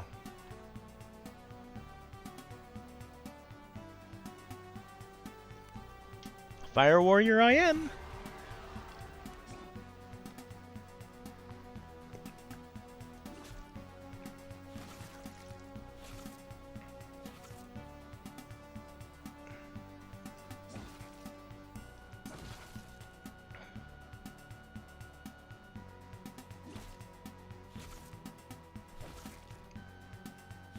Oh, I'm not looking good.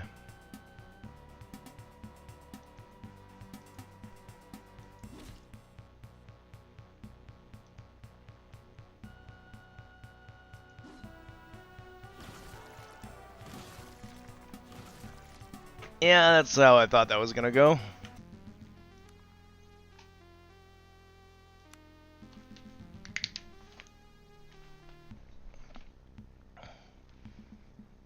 I still say we go down. We know that there's rats in here. How much time do I got anyways? Yeah. I got time to try the fight one more time here. Especially since I was silly. I thought that I had more magic than I did.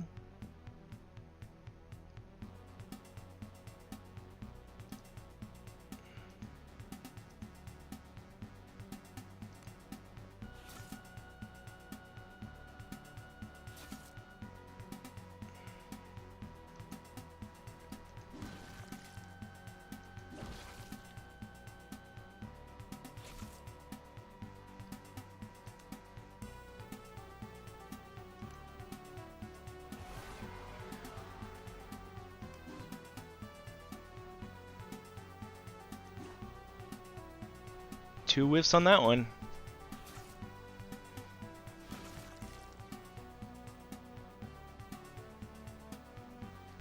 Okay, we don't have a guy to fight. Let's just... Ooh, nice crit. Holy cow.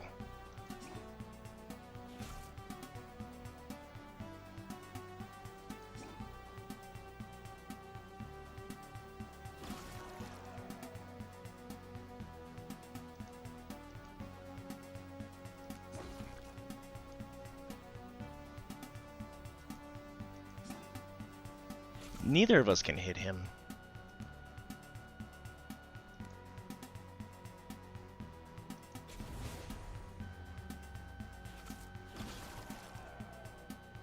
Oof. Well, that was one of our better combat setups.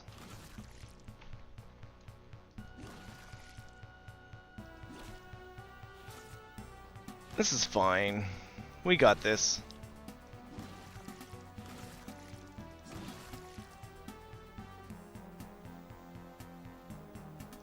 How do we pull her up? Oh, she just gets pulled up. Okay, that's kind of nice.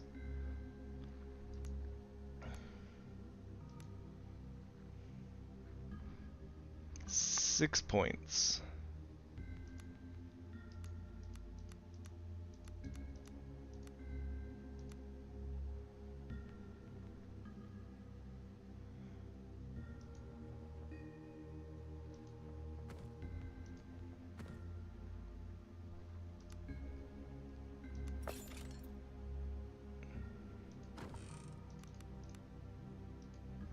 guess I should look at some of these potions I'm totally just hoarding.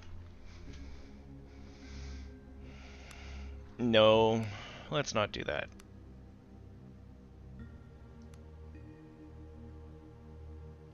Oh, we can't camp here?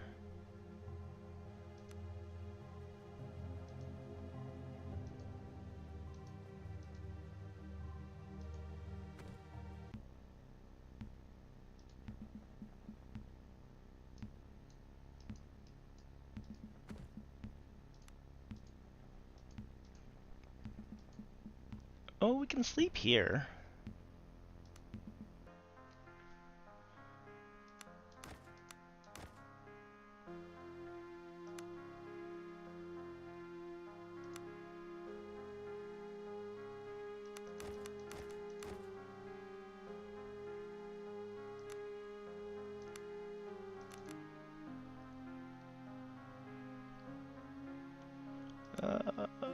Sure, let's keep him entertaining for now. Too heavily wounded to entertain people. You suck. But you feel better now.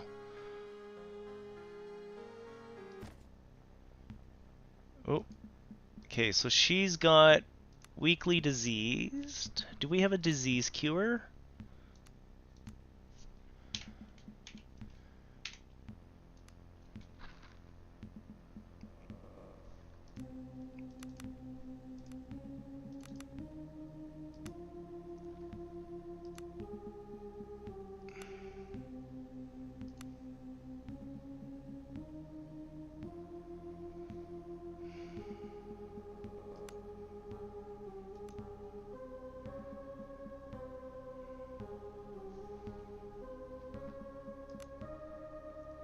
Fortify will. See anything to cure her yet?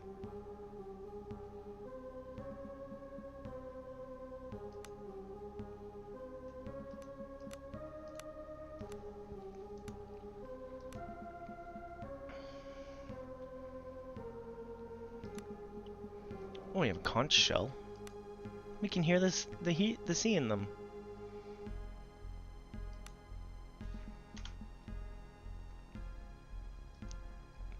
What's upstairs? As you enter the lighthouse gallery, a haggard face peers out at you from the gloom. Moving closer, you see he belongs to an old man who clutches a makeshift spear tightly to his chest. Somehow, he looks both fearful and greatly relieved to see you. "Mother of maelstroms," the man croaks. "Who are ye, then?" "Who did I summon? Come sit, you must be weary. Sit, sit." The man gestures faintly to a battered chair in the corner. "I was shipwrecked here by something foul. There are all manner of beasts in the deep oceans of our world, but never have I seen anything like this. A horror from beyond the natural. It was that pulled down that ship. I saw it all from my tower, I did, though I wish I did not have to bear such a sight. I can hardly believe that anyone would survive such a nightmare. How then did the tides release you when so many others were claimed?" The keeper leans in and fixes you with an unwavering gaze. "Are you blessed? Or perhaps cursed, more like it?" "Neither, I think. Now what happened here?" "Something foul is growing on Idra. A taint on the land. There are lights of you've never seen. Like those sailors from the high north talk about, but the colors. It's like they bleed into your very dreams, if you can manage to sleep, that is. It got the animals first, though. Warped them in both mind and body. Made 'em cruel and dangerous. I ain't never seen nothing like it. It's unnatural, I tell you. But worse still, Horan is dead as a tomb. Was a right bedlam of cries and screams 2 days ago. Then nothing. Not as much as a candle at night. Only the deep itself knows the truth of these happenings. But I can tell you this, the island is doomed. The sea itself will rise to claim us." I need some information. Tell me about Horan. It went dark. Yeah, okay.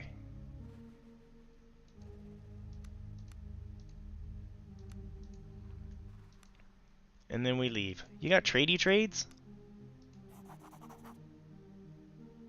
No. I can't borrow his bed. Shame. Shame.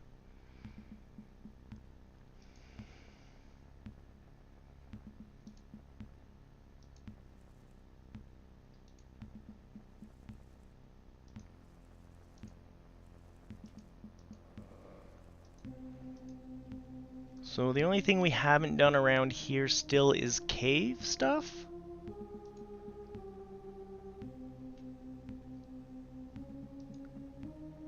Because this was dead end, wasn't it?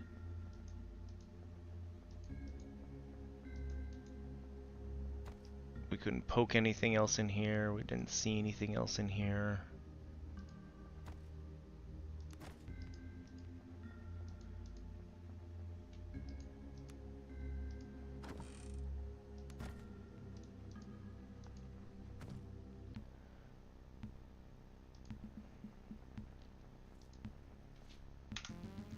Well, savey. Right, I don't know, we'll take that one and we'll rename it. Not so sure about this.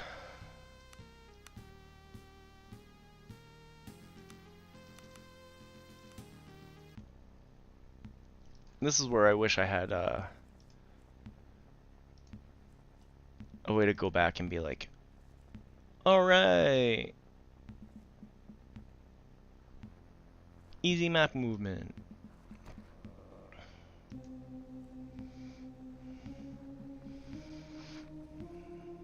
I think we should investigate the cave a little bit more.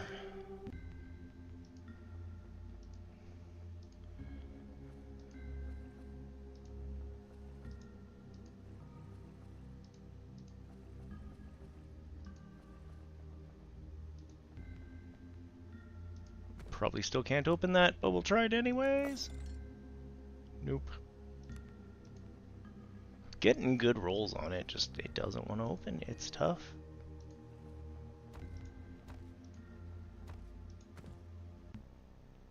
Ooh. Oh, that was a weird way out. Okay. Not what I was expecting. Da ba ba ba da ba ba.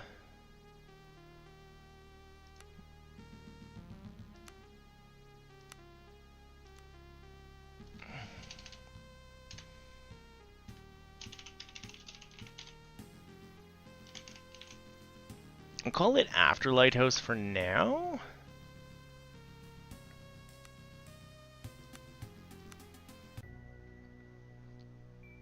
Just because I want to explore. I want to see. Broken bodies and debris litter the rocky shore of Idra. In the distance you can make out what appears to be the remains of the Zephyr Hall.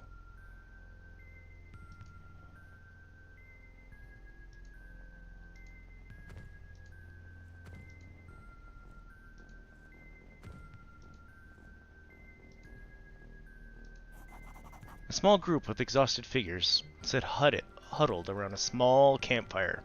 You recognize them immediately as a small group of survivors from the Zephyr.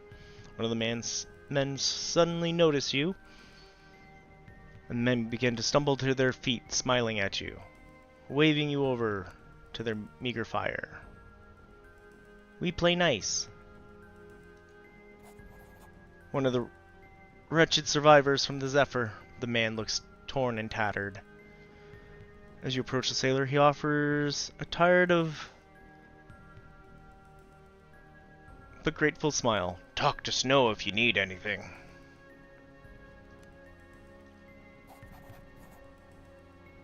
A gaunt-faced man looks like he spent more years at sea than ashore stands before you. If you recall, this was Zephyr's first mate. You remember his crewmate calling him Snow. He offers a smile that doesn't quite reach his eyes as you approach. expected to see you alive, mercenary, but you stood up. I had not expected to see you alive, mercenary, but you stood up for us on the Zephyr. You saved the lives of some of my men, so I'm glad you made it. Your crew didn't deserve to be slaughtered. Nonetheless, it did us little good. I've never seen anything like that beast before. The way it tore the ship apart, and this island, something is wrong here. What curse has befallen us? All I know is we have to work together. Aye, there's no disagreeing with this. Though my men and I have not to offer save our fire and what shelter these huts may provide. There are beds inside if you require, but little else. There's one last thing, a favor I'd ask. If you come across any more of my men, tell them where to find me. Both I and the guild will thank you if you do. Oh, we have found some of the guys. We have to go back and find them? Thanks for everything.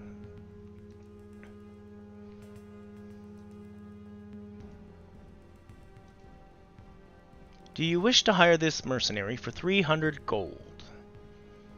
A mercenary is a blank character that you get to create from scratch and add to your party. Ooh. Got a recipe for vegetable soup.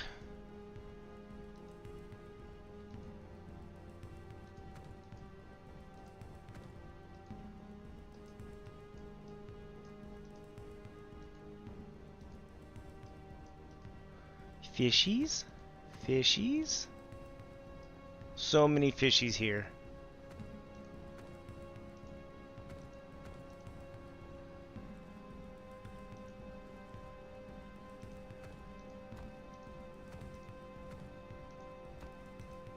Looks like a good place to rest and relax for a moment.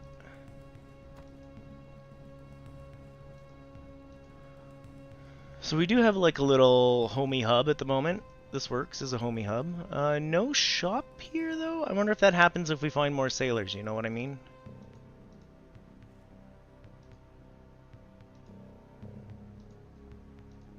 It's kind of what I feel like this place is. I like that idea, though. It means we have to go all the way back here at some point to go talk to people, though.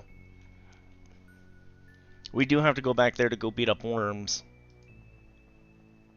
'Tis true.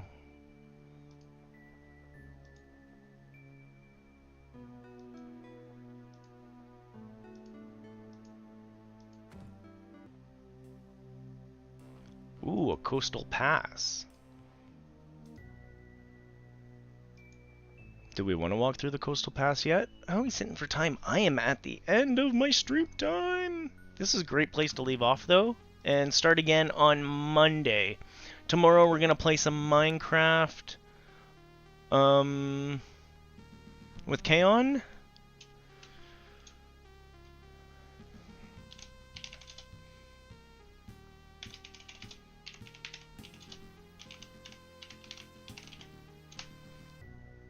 I'm gonna save our game. Let's go look to see if there's anyone I wanna raid into. We'll go poke over here. Life's pretty quiet. Life's pretty good. Life's pretty awesome. I think I'll leave you. I'll let you guys go. I'll let you guys run away.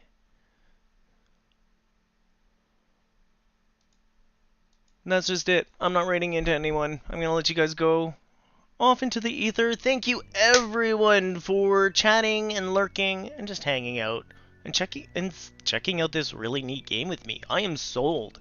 We are doing more of this tomorrow. Or not tomorrow, Monday.